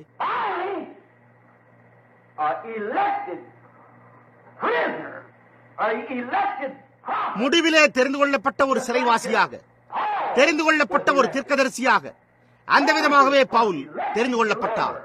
மோசே மீட்கிறவனாக தெரிந்து கொள்ளப்பட்டான். முடிவிலே தேவன் தெரிந்து கொள்ளப்பட்ட தம் பிரஜையை அவருக்கென ஒரு சிறைவாசியாக்குகிறார். ஓ அல்லேலூயா! தேவனுடைய வார்த்தை அவனை போக சொன்ன போது மாத்திரமே அவன் போனான். என்னை அனுப்பினது யார் என்று சொல்லுவேன்? இருக்கிறேன் என்பவர் என்று கூறு. அதை நான் எப்படி செய்வேன்? நான் உன்னோடு கூட இருப்பேன். சரி ஆண்டவரே, நீர் சொன்னபடியே செய்வேன். இதோ நான் இருக்கிறேன். ஓ என்னே, அதுதான் அவன் ஒரு சிறைவாசியாயிருக்கிறான். அவன் தன்னுடைய மேலான சிந்தனைக்கு விரோதமாக செல்கிறான். அவன் ராணுவத்தை கட்டளையிட்டு நடத்த பயிற்சி பெற்றிருந்தான். உருவின பட்டயங்களை மேலே நோக்கியவாறு எதிர்த்து போரிட, அதாவது எல்லா ரதங்களும் ஒழுங்காக சென்று ஈட்டிகளால் தாக்க கட்டளையிட அவ்வாறு புறப்பட்டு செல்ல பயிற்சி பெற்றிருந்தான். அப்படித்தான் அதை கைப்பற்ற அவன் எண்ணம் கொண்டிருந்தான். அதுவே அவனுடைய பயிற்சியாயிருந்தது. ஆனால் அவன் கர்த்தரிடம் நான் எதை உபயோகிக்க வேண்டும் என்று கேட்டான். அவர் உன் கையில் என்ன இருக்கிறது என்றார். ஒரு கோல் என்றான். சில சமயங்களில் தேவன் மனித அறிவுக்கு கேலித்தனமாய் காணப்படும் காரியங்களை செய்கிறார். புரிகிறதா? அவனுடைய கையில் ஒரு கோல் இருந்தது. கண்ண மீசையோ தொங்கிக் கொண்டிருந்தது. 80 வயது வயோதிகன் தன் மனைவியை கழுதையின் மேல் ஏற்ற அவளோ குழந்தையை அவளுடைய இடுப்பில் வைத்துக் கொண்டாள். வயோதிக தசைகள் தொங்கிக் கொண்டிருந்த கரத்தில் ஒரு கோலை பிடித்துக் கொண்டு அப்படியே தலை நிமிர்ந்து நடந்தான். ஏனென்றால் அவன் கர்த்தர் உரைக்கிறதாவது என்பதை கொண்டவனாய் இருந்தான். ஏன்? அவன் முடிவிலே நங்கூரமிடப்பட்டிருந்தான். அவன் ஒரு சிறைவாசியாயிருந்தான். வார்த்தை போக சொல்லும் போது மாத்திரமே நான் செல்வேன். வார்த்தை பேசும்போது மாத்திரமே நான் பேசுவேன். நீ எங்கே போகிறாய்? நான் ஒரு கட்டளை பெற்றிருக்கிறேன். தேவன் என்னை அனுப்பின பார்வோனின் முன்னால் நின்று இந்த கோலை அவனுக்கு காண்பிக்க வேண்டும். ஆமென். இதன் பிறகு நீ என்ன செய்ய போகிறாய்? நான் இதை செய்த பிறகு அவர் எடுத்த காரியத்தை அருளுவார். அங்குதான் உங்கள் காரியமே உள்ளது. இன்றிரவு முதலடியாக நீங்கள் செய்யும்படி ஒரு காரியத்தை மாத்திரமே பெற்றுள்ளீர்கள். அது அர்ப்பணித்து ஒரு சிறைவாசியாதல். உன்னை குறித்தோ அல்லது வேறொன்றை குறித்தோ என்ன வேண்டாம், ஒரு சிறைவாசியாகிவிடு. மோசே ஒரு சிறைவாசியானான். அவனால் பேசக்கூட முடியவில்லை என்று அறிக்கை செய்தான். முடிவில் தேவன் அவரை தமது கரங்களில் கொண்டார். தேவன் போக சொன்னால் மாத்திரமே அவனால் போக முடிந்தது. அவர் வார்த்தையை அவனிடம் கூறினார். அது வார்த்தை என்று அவன் அறிந்து கொண்டான். அப்பொழுது அவன் தன்னை வார்த்தைக்கு ஒப்புக் கொடுத்தான். பரிசுத்த ஆவியானவர் அங்கே மோசேயை தேவனுடைய சித்தத்துக்கு சேணம் பூட்டினார். அதே காரியத்தை அவர் பவுலுக்கும் செய்தார். சரிதானே? அவர் பவுலுக்கு சேணம் பூட்டினார். சிறிய கோணலான மூக்கு கொண்ட கிண்டலான யூதன். ஓ, அவன் தத்துவ மற்றும் எல்லா பாண்டித்ய பட்டங்களையும் பெற்றிருந்தான். ஆனால் அவன் வார்த்தை நிமித்தமாக எவ்வளவாய் பாடுபட வேண்டும் என்பதை நான் அவனுக்கு காண்பிப்பேன் என்றார். பார்த்தீர்களா? பவுல் அங்கு உட்கார்ந்து கொண்டு வார்த்தையை கண்டு அது இயேசு என்று அறிந்து கொண்டான். அவன் தன் கரங்களை உயர்த்தி அவருக்கு சேரம் பூட்டப்பட்டவனானான். தேவனுடைய அன்பு அவனை வார்த்தைக்கு சேரம் பூட்டிவிட்டது. அவன் புறஜாதிகளுக்கு முன்பாக நாமத்தை அறிவிப்பான். அவன் புறப்பட்டு சென்றான். மோசே, நான் உன் பிதாக்களின் தேவன், நான் ஆபிரகாமின் தேவனும் ஈசாக்கின் தேவனும் யாக்கோப்பின் தேவனுமாயிருக்கிறேன். நான் அவர்களுக்கு வாக்களித்தேன் என்பதை நினைவு கூறுகிறேன். வாக்குத்தத்தத்தின் நேரம் வந்துவிட்டது. என் ஜனங்களின் உபத்திரவத்தை நான் காண்கிறேன். என் வாக்குத்தத்தத்தை நான் நினைவு கூறுகிறேன். உனக்கு சேணம் பூட்ட நான் இறங்கி வந்திருக்கிறேன். வார்த்தை என்ன கூறுகிறது என்று உனக்கு தெரியும். நீ அங்கு போவதற்காக நான் உன்னை சேணம் பூட்டியுள்ளேன். என் ஜனங்களை விடுவிப்பதற்கென உன்னை அங்கு அனுப்ப வல்லமையினால் உன்னை சேணம் பூட்டினேன். உன் கையில் அந்த கோலை ஒரு சாட்சியாக எடுத்துக்கொண்டு போ. ஏனென்றால் அதனால் நிகழ்த்தப்பட்ட ஒரு அற்புதத்தை நீ கண்டாய் என்றார். தாவீது கவனோடு சென்றது போன்றே. புரிகிறதா? அவன் தன்னை சேணம் பூட்டிக் கொண்டு அங்கு சென்றான். முடிவில் தேவன் தனக்கு கீழ்ப்படிந்த ஒருவனை, அவருக்கு சேனம் போட்டப்பட்ட ஒருவனை பெற்றார். தேவனுடைய வார்த்தை அவனை போக சொன்னால் ஒழிய அவனால் போக முடியவில்லை. இன்றைக்கு ஜனங்கள் மாத்திரம் அதையே செய்தால் நலமாயிருக்குமே. அப்பொழுது அவன் அவருடைய சிறைவாசியாயிருந்தான். ஒரு அன்பின் சிறைவாசியாய் அன்பின் கட்டில் தேவனோடு நுகத்தில் பிணைக்கப்பட்டிருந்தான். பவுல் தேவனுக்கென்ற அன்பின் கட்டில் நுகத்தில் பிணைக்கப்பட்டான். பவுலை போன்றே அவர்கள் இருவருமே ஒரே விதமாக பயிற்சி பெற்றிருந்தனர். இஸ்ரவேல் ஜனங்களை ராணுவ பலத்தினால் விடுவிக்க மோசே பயிற்சி பெற்றிருந்தார் என்பதை நீங்கள் அறிவீர்கள். பவுல காலத்தில் உலகிலிருந்து பெரிய மார்க்க சக்தியின் மேலும் ரோமருடைய கைகளில் இருந்து அவர்களை விடுவித்து சுவாதீனராக்கவும் பயிற்சி பெற்றிருந்தார். கமாலியேலின் கீழ் பயிற்சி அளிக்கும் பெரிய பள்ளியில் இருந்து வந்திருந்தார்.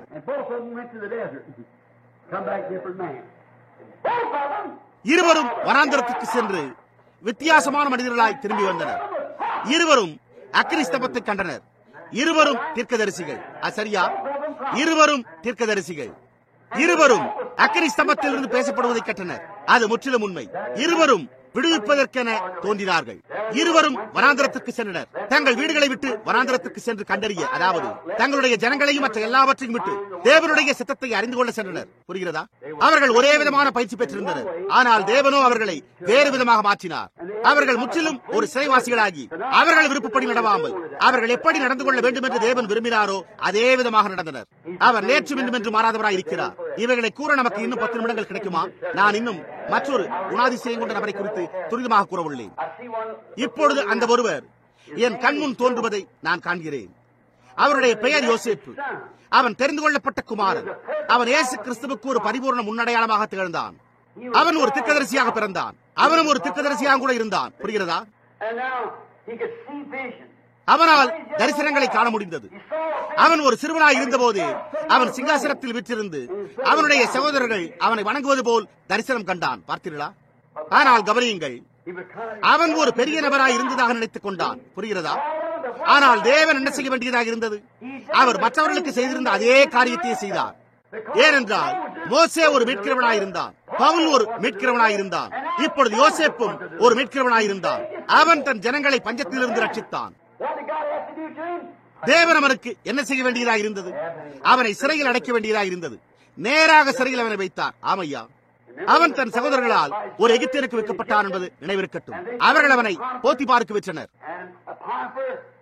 போத்திபார் அவனுக்கு சிறிது சுதந்திரம் கொடுத்திருந்தான். முதலாவது காரியம் என்ன தெரியுமா? அது அவனை விட்டு எடுக்கப்பட்டது. அவன் அழுது கொண்டே சிறையில் அமர்ந்திருந்தான். தேவன் அதை களைய வேண்டியதாக இருந்தது. இப்பொழுது இதை கவனியுங்கள். அவன் காவலில் இருந்தபோது அவன் சிங்காசனத்தில் விற்றிருந்து அவனுடைய சகோதரர் அவனை வணங்குவது போல் அவன் கண்ட தரிசனம் அவன் நினைவில் எப்பொழுதும் இருந்திருக்கும் என்று நான் எண்ணுகிறேன். ஏனெனில் அது அவன் தேவனிடத்திலிருந்து பெற்ற வரம் என்று அறிந்திருந்தான். அது நிறைவேற வேண்டியதாக இருந்தது என்றும் அவன் அறிந்திருந்தான். நாம் அதை நம்முடைய சிந்தையில் கொண்டவர்களாக மாத்திரம் இருந்தால், அதாவது தேவனுடைய வார்த்தையின்படி இந்த கடைசி நாட்களில் அவர் ஒரு சபையை பெற்றுக் கொள்ளப் போகிறார் என்றும் அவர் ஒரு கூட்ட ஜனங்களை பெற்றுக் கொள்ளப் போகிறார் என்றும் அறிந்து கொண்டால் நலமாயிருக்குமே. இந்த காரியங்களை அவர் வாக்கு பண்ணினபடியால் அவர் அவைகளை நிறைவேற்றப் போகிறார். அவர் அதை செய்வதாக கூறினார். நாம் அந்த நேரத்தில் தான் வாழ்ந்து கொண்டிருக்கிறோம். நாம் அங்குதான் இருக்கிறோம். அவர் நம்மை உண்மையான சிறைவாசிகளாக்கும்படிக்கு அவருடனே உள்ளில் பூட்டப்பட்டிருக்க செய்யும்படி முயற்சித்துக் கொண்டிருக்கிறார். நான் தேவனுடன் அடைக்கப்பட்டிருக்கிறேனா என்று நீங்கள் பாடும் அந்த பழைய பாடலை நீங்கள் கேட்டிருக்கிறீர்கள். நான் தேவனுடன் உள்ளே அடைக்கப்பட விரும்புகிறேன். இதை குறித்தே நான் சிந்தித்தேன். தேவனுடன் உள்ளே அடைக்கப்பட்டிருக்க வேறொன்றும் செய்ய முடியாது. தேவன் போக சொல்லுகிற போது மாத்திரமே நீங்கள் போக முடியும். தேவன் செய்ய சொல்லுகிறதை மாத்திரமே நீங்கள் செய்ய முடியும். பாருங்கள், அப்பொழுது நீங்கள் தேவனுடன் உள்ளே அடைக்கப்பட்டிருக்கிறீர்கள். இப்பொழுது நினைவிருக்கட்டும், அவன் சிந்தித்துக் கொண்டிருந்தான். அவன் தானே முற்றிலும் ஒரு தோல்வி அடைந்தவனாகிவிட்டான். அவன் அறிந்திருந்த அனைத்தும், அவனுக்கு புரிந்த அனைத்தும், ஒவ்வொன்றும் அவன் முழு தோல்வி அடைந்தவனானான். அது கிரியை செய்யவில்லை. அவன் சொல்வதையோ யாருமே கேளாத சூழ்நிலையில் அவன் வைக்கப்பட்டு விட்டான்.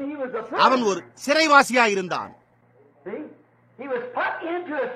புரிகிறதா? அவிசுவாசிகள் அவனை விசுவாசிக்காத ஒரு சூழ்நிலையில் அவன் வைக்கப்பட்டான். நான் என்ன கூறுகிறேன் என்று உங்களுக்கு விளங்குகிறதா? அவனுடைய ஊழியம் அவமாய் போய்விட்டது. ஜனங்கள் தங்களுடைய தலையை திருப்பிக் கொண்டனர். அவன் காவலில் இருந்த போதோ யாருமே அவன் மேல் கவனம் செலுத்த விரும்பவில்லை. அவனுடைய ஊழியம் இனி என்ன நன்மையை செய்யும்? சிறை கம்பிகளின் பின்னால் நின்று கொண்டு அவன் பிரசங்கம் செய்திருக்க கூடும். அவர்களோ கேளாமல் அங்கிருந்து நடந்து சென்றிருப்பார்கள். பாருங்கள், ஆயினும் அவன் ஒரு சிறைவாசியாகிவிட்டிருந்தான். சரியான நேரம் வரும் வரைக்கும் தேவன் அவனை ஒரு சிறையில் வைத்திருந்தார். இதோ என்னுடைய மனிதன் இருக்கிறான் என்றார்.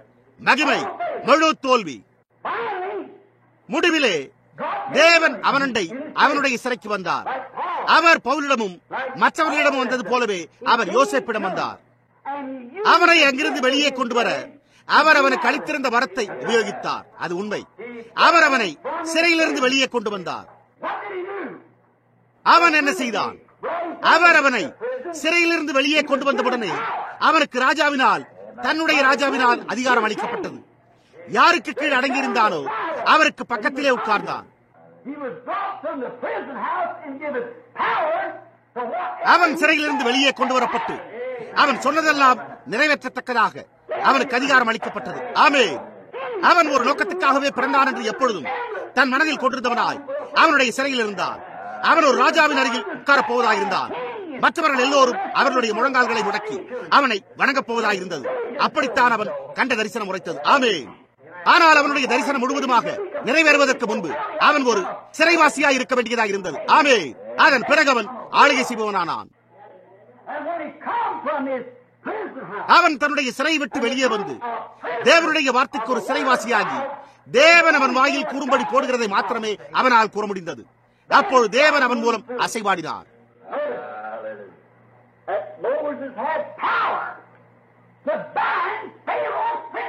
கவனியுங்கள், பார்வோனின் இளவரசர்களை தன் விருப்பப்படி கட்ட மோசேக்கு அதிகாரம் இருந்தது. நீங்கள் இந்த மலையை பார்த்து பெயர்ந்து போய் என்று சொல்ல பார்வோனின் இளவரசர்களை கட்ட அவனுக்கு அதிகாரம் இருந்தது. அவர்கள் உதவிக்காரராக இருந்தாலும் அல்லது திருச்சபை மூப்பராக இருந்தாலும் அல்லது அவர்கள் மாகாண பிரதிநிதிகளாக இருந்தாலும் அல்லது அவர்கள் யாராயிருந்தாலும் சரி, அவன் நான் உங்களை கட்டுகிறேன் என்று சொல்லும் போது அவர்களோ கட்டப்பட்டனர். அவ்வளவுதான். அவன் தன் சொந்த வார்த்தையை உரைத்து தன் சித்தப்படி அது செய்ய முடிந்தது. ஆமென். தேவனுக்கு மகிமை. ஓ, நான் கூறியதை காத்துக்கொள்ள எனக்கோ இன்னும் கிட்டத்தட்ட 3 நிமிடங்கள் மாத்திரமே உள்ளன. அவன் உலகத்துக்கு ஒரு சிறைவாசியா இருப்பதிலிருந்து தேவனுக்கு ஒரு சிறைவாசியானான் என்று நாம் கண்டறிகிறோம். பவுலுக்கும் அதே விதமாக சம்பவித்தது. மோசேக்கும் அதே விதமாக சம்பவித்தது. தன் சொந்த கருத்துக்கு ஒரு சிறைவாசியா இருப்பதிலிருந்து தேவனுக்கு ஒரு சிறைவாசியாதல். யோசேப்பு வெளியே வந்தபோது அவன் தேவனுடைய வல்லமையை பெற்றிருந்தான். சவுல் பவுலான போது மோசேயின் சொந்த கருத்து, அதாவது அவன் அதை தேவனிடம் சமர்ப்பித்து அது அவனை விட்டு களையப்பட்டது. அவன் கிறிஸ்துவனுடைய வார்த்தைக்கு ஒரு சிறைவாசியானான். எங்கெல்லாம் போக மாத்திரம் முடியுமோ. நீங்களோ கிறிஸ்துவா என்று கேட்கலாம். அவன் எகிப்திலுள்ள பொக்கிஷங்களிலும் கிறிஸ்துவ நிமித்தம் ஒரு நிந்தையை அதிக பாக்கியம் என்று எண்ணினான். எனவே பவுல் இருந்ததை போன்றே அவன் கிறிஸ்துவுக்கு ஒரு சிறைவாசியாயிருந்தான்.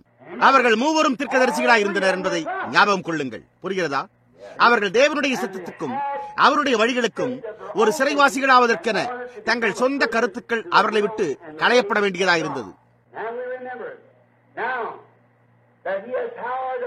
அதன் பின்னர் அவனுக்கு தன் சொந்த வார்த்தையினால் கட்ட அதிகாரம் இருந்தது என்பதை நாம் ஞாபகம் கொள்ள வேண்டும். அவனுக்கு தன் சொந்த வார்த்தையினால் கட்டவிழ்க்கவும் அதிகாரம் இருந்தது. அவன் என் ராஜாவின் நாமத்திலே நான் உன்னை கட்டவிழ்க்கிறேன் என்று கூறியிருக்க முடியும். ஆமென். பார்வோன் யோசேப்பை தன் குமாரனாக்கி கொண்டான். கிறிஸ்துவும் அன்பின் சிறைவாசிகளை தமது குமாரராக்கி தம்முடையவர்களாக்கி கொண்டார். அவருக்கு இருந்த அதே வல்லமையை அவர் அவர்களுக்கு அளிக்கிறார். பரிசுத்த யோவான் 14:12 என்னை விசுவாசிக்கிறவன் நான் செய்கிற கிரியைகளை தானும் செய்வான், இவைகளை பார்க்கிலும் அதிக கிரியைகளை செய்வான் என்று கூறப்பட்டுள்ளது. பாருங்கள், கிறிஸ்துவின் அன்பினால் சிறைவாசியானவனுக்கு தன்னுடைய ராஜாவாகிய கிறிஸ்துவினால் அதிகாரம் அளிக்கப்படுகிறது. ஆமென். எவனாகிலும் இந்த மலையை பார்த்து நீ பெயர்ந்து சமுத்திரத்திலே தள்ளுண்டு போய் என்று சொல்லி தான் சொன்னபடியே நடக்கும் என்று தன் இருதயத்தில் சந்தேகப்படாமல் விசுவாசித்தால் அவன் சொன்னபடியே ஆகும் என்று மெய்யாகவே உங்களுக்கு சொல்லுகிறேன். நீங்கள் என்னிலும் என் வார்த்தைகள் உங்களிலும் நிலைத்திருந்தால், நீங்கள் என்னுடன் நுகத்தில் பிணைக்கப்பட்டிருந்தால், ஏனெனில் அவரும் அவருடைய வார்த்தையும் ஒன்றே. ஆதியிலே வார்த்தை இருந்தது, அந்த வார்த்தை தேவனிடத்தில் இருந்தது, அந்த வார்த்தை தேவனாயிருந்தது, அந்த வார்த்தை மாம்சமாகி நமக்குள்ளே வாசமணினார். அவர் நேற்றும் இன்றும் என்று மாறாதவராயிருக்கிறார். நீங்கள் என்னில் நிலைத்திருந்தால், இங்கும் அங்கும் அல்ல, நீங்கள் என்னிலும் என் வார்த்தைகள் உங்களிலும் நிலைத்திருந்தால், நீங்கள் கேட்டுக்கொள்வது எதுவோ அல்லது நீங்கள் உரைப்பது எதுவோ அது உங்களுக்கு செய்யப்படும். அவன் வல்லமையை உடையவனாயிருந்தான். கவனியுங்கள், யோசேப்பு சிறையை விட்டு வெளியே வருவதற்கு முன்பு அவன் வெளியே அழைத்து செல்லப்பட்டு சவரம் பண்ணப்பட வேண்டியவனாயிருந்தான்.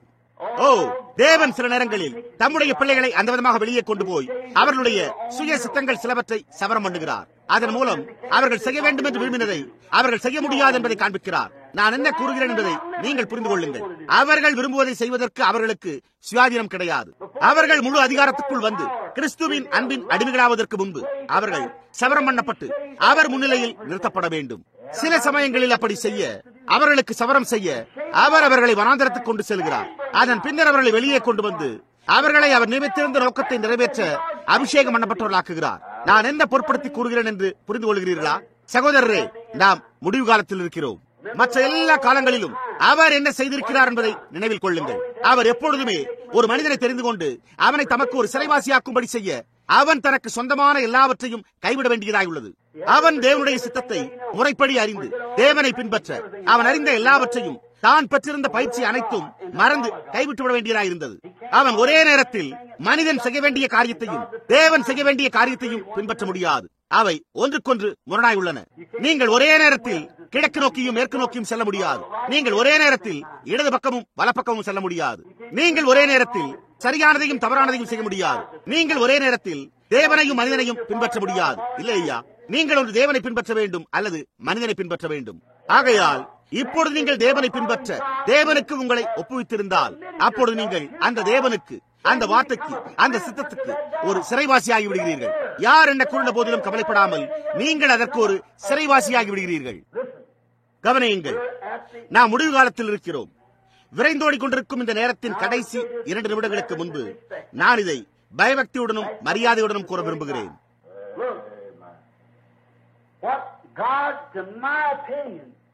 பாருங்கள், இந்த கடைசி நாட்களில் தேவன் செய்யப்போவதும் அவசியம் செய்ய வேண்டியதும் என்னவெனில், அறுப்புக்காக அவர் ஒரு கருவியை தெரிந்து கொள்ள வேண்டும் என்பதே என் கருத்தாகும். அவர் களத்தை போரடிக்க ஒரு கருவியை தெரிந்து கொள்ள வேண்டும். அறுப்புக்காக செல்லும் எந்த விவசாயியும் அதை செய்ய ஒரு கருவியை அவன் உடையவனாயிருக்க வேண்டும். நிச்சயமாக தானியத்தை அடித்து பிரிக்க ஒரு கூர்மையான அறிவாள் அல்லது ஏதோ ஒன்று, ஒரு கருவியை அவன் உடையவனாயிருக்க வேண்டும். அறுப்புக்கு விளைந்து ஆயத்தமாயுள்ளது. தேவனே, உமது கரங்களில் எங்களை எடுத்துக்கொள்ளும். உமது அன்பின் ஊழியக்காரராக எங்களை ஆக்கிக் கொள்ளும். நாங்கள் இன்று வாழ்ந்து கொண்டிருக்கும் இந்த பாவமுள்ள சபிக்கப்பட்ட உலகத்துக்கு இயேசு கிறிஸ்து நேற்றும் இன்றும் என்று மாறாதவராய் இருக்கிறார் என்னும் மெய்யான உணர்வை கொண்டு வர எங்களை கருவிகளாக உபயோகித்தருளும். என்னை பொறுத்தவரையில் தேவனே, நான் ஒரு சிறைவாசியாக இருக்கட்டும். என் சகோதரர் அனைவரும் என்னை புறக்கணித்தாலும், என் நண்பர் அனைவரும் என்னை புறக்கணித்தாலும், நான் இயேசு கிறிஸ்துவுக்கும் அவருடைய வார்த்தைக்கும் ஒரு சிறைவாசியாகவே இருக்க விரும்புகிறேன். நான் பரிசுத்த ஆவியினால் அவருடைய வார்த்தைக்கு சரம் போட்டப்பட்டு அவர் என்னென்ன நடக்கும் என்று உரைத்திருக்கிறாரோ அதே காரியங்கள் மூலம் பரிசுத்த ஆவியானவர் தாமே தேவனுடைய வார்த்தையை உறுதிப்படுத்துவதை காண வாஞ்சிக்கிறேன். நான் இயேசு கிறிஸ்துவுக்கு ஒரு சிறைவாசியாக இருக்க விரும்புகிறேன். நாம் ஜெபம் செய்வோமாக.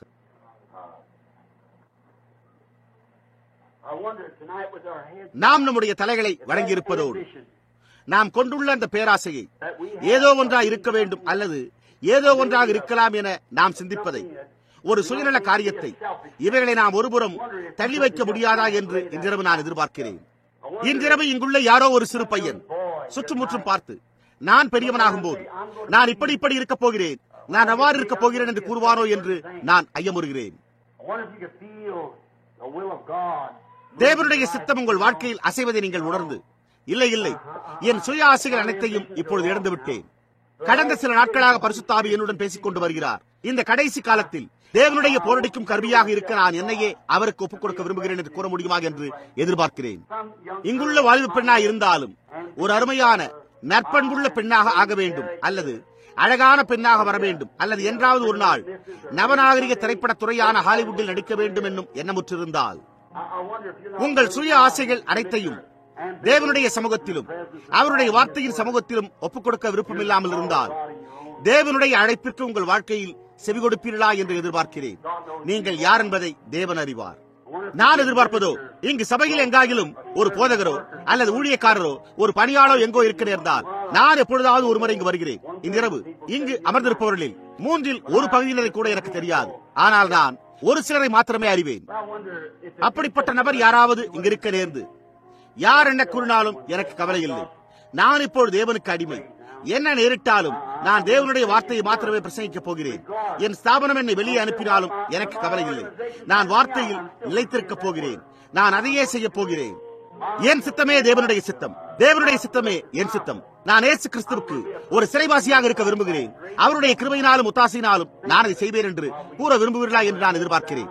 நாம் நம்முடைய தலைகளை வணங்கியிருக்கையில் அதை குறித்து யோசித்து பாருங்கள். இன்றிரவு எத்தனை பேர் அந்த ஆவலை உடையவர்களாக இருக்கிறீர்கள்? நீங்கள் உங்களுடைய கரங்களை உயர்த்துங்கள். என் கரத்தையும் கூட உயர்த்துகிறேன். நான் எல்லாவற்றையும் ஒப்புவிக்கிறேன்.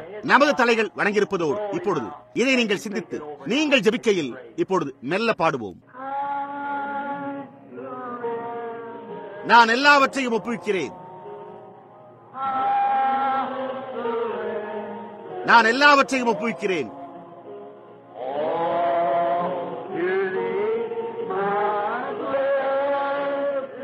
என் ஸ்தோத்தரிக்கப்பட்ட இரட்சகரே, எல்லாவற்றையும் உமக்கே. நான் எல்லாவற்றையும் ஒப்புவிக்கிறேன். நான் ஒப்புவிக்கிறேன். நீங்கள் உண்மையாகவே அதை பொருட்படுத்தி கூறுகிறீர்களா? நான் ஒரு சிறைவாசியாக இருக்க விரும்புகிறேன். நான் அதாவது கர்த்தாவே, என்னை ஏற்றுக்கொள்ளும். என்னை இன்றிரவு குயவனின் வீட்டுக்கு கொண்டு செல்லும். என்னை முழுவதும் சுக்குநூறாக உடைத்து மறுபடியும் என்னை வணையும். என் ஸ்தோத்தரிக்கப்பட்ட இரட்சகரே, உமக்கே. நான் எல்லாவற்றையும் ஒப்புவிக்கிறேன்.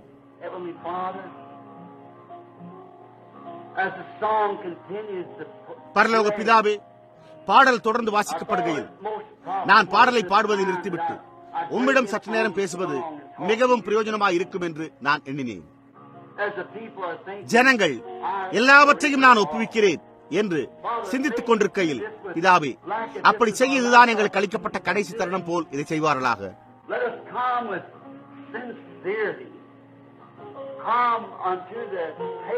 நாங்கள் உத்தமத்துடன் வந்து நாங்கள் கர்த்தருடைய மேசையண்டையில் கழுவப்பட்ட வஸ்திரங்களுடனும் கழுவப்பட்ட ஆத்துமாக்களுடனும் கழுவப்பட்ட சித்தங்களுடனும் கழுவப்பட்ட சுய ஆசைகளுடனும் வந்து எங்களையே ஒப்புவிப்போமாக. தேவன் தம்முடைய வார்த்தையை எடுத்துக்கொண்டு எங்களை ஒருங்கே அதனோடு தேவனுடைய வார்த்தையோடு பிணைப்பாராக. பரிசுத்த ஆவியானவர் எங்களை இப்பொழுது ஏற்றுக்கொள்வாராக. அந்த ரூபம் எங்கள் இருதயங்களை சுற்றி இணைக்கப்படுவதை நாங்கள் கேட்டு உணரும் போது இன்றிரவு முதற்கொண்டு நான் உங்களுடைய வார்த்தையை ஏற்றுக்கொள்கிறேன்.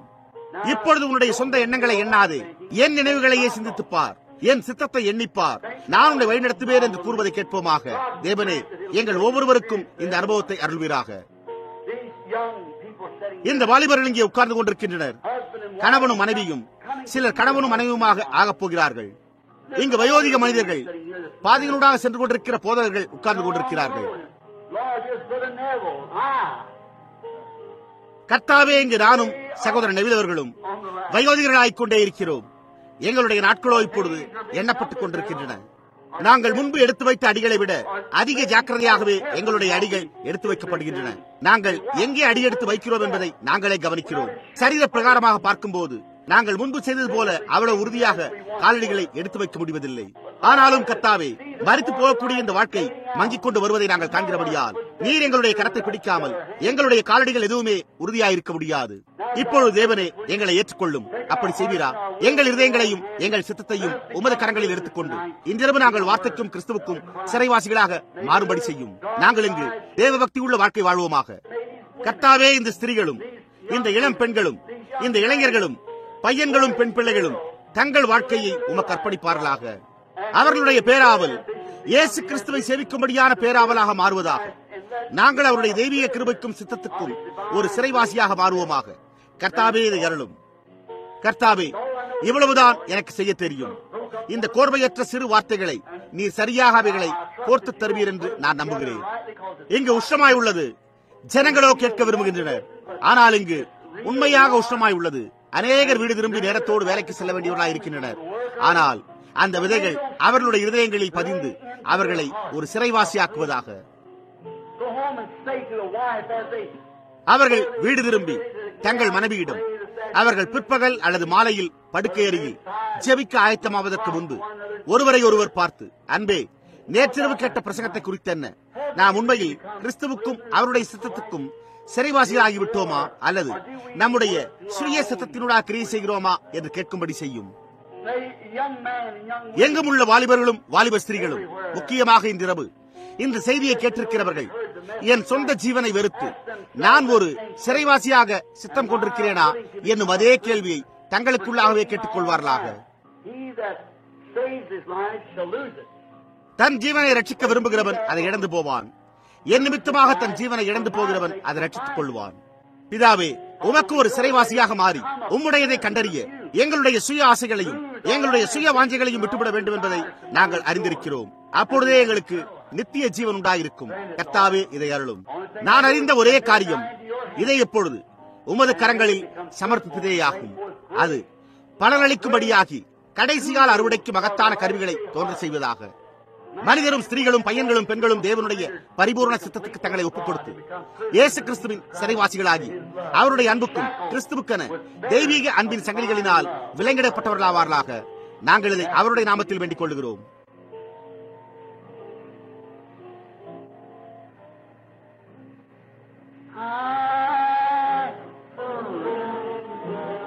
நான் எல்லாவற்றையும் ஒப்புவிக்கிறேன். நாம் எழும்பியிருப்போமாக. நான் எல்லாவற்றையும் ஒப்புவிக்கிறேன். என்னுடைய எல்லாவற்றையும் உமக்கே.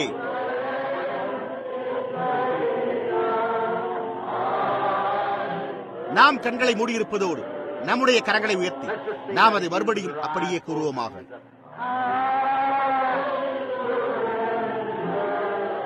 நான் எல்லாவற்றையும் ஒப்புவிக்கிறேன்.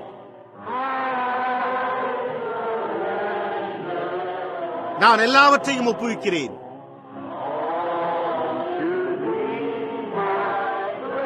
என் ஸ்தோத்திரிக்கப்பட்ட இரட்சகரே, எல்லாவற்றையும் உமக்கே. நான் எல்லாவற்றையும் ஒப்புவிக்கிறேன். இப்பொழுது இயேசுவின் நாமத்தை உன்னோடு கொண்டு செல் என்னும் பாடலை கலைந்து செல்வதற்கான பாடலாக பாடுவதற்கு முன்பு நாம் நம்முடைய தலைகளை வணங்குவோமானால், இங்குள்ள இந்த சகோதரனை நான் ஜெபம் செய்யும்படி கேட்டுக் கொள்ளப் போகிறேன். நான் அவருடைய பெயரை மறந்துவிட்டேன். இருள் அவள் மேல் வருவதை குறித்து தரிசனம் கண்டதாக சகோதரி சாட்சி சொன்னாள். அவள் சுகமடைந்து விட்டாள். ஞாபகம் கொள்ளுங்கள், அதன் பிறகு அவள் பார்த்தபோது அந்த திரை போய்விட்டது. அவளுடைய விசுவாசமே அதை செய்தது. சகோதரனே, நீங்கள் ஜெபம் செய்து எங்களை கலைந்து செல்ல செய்வீரா? தேவனுடைய ஆசீர்வாதங்கள் எங்கள் மேல் தங்க வேண்டும் என்று ஜெபியுங்கள்.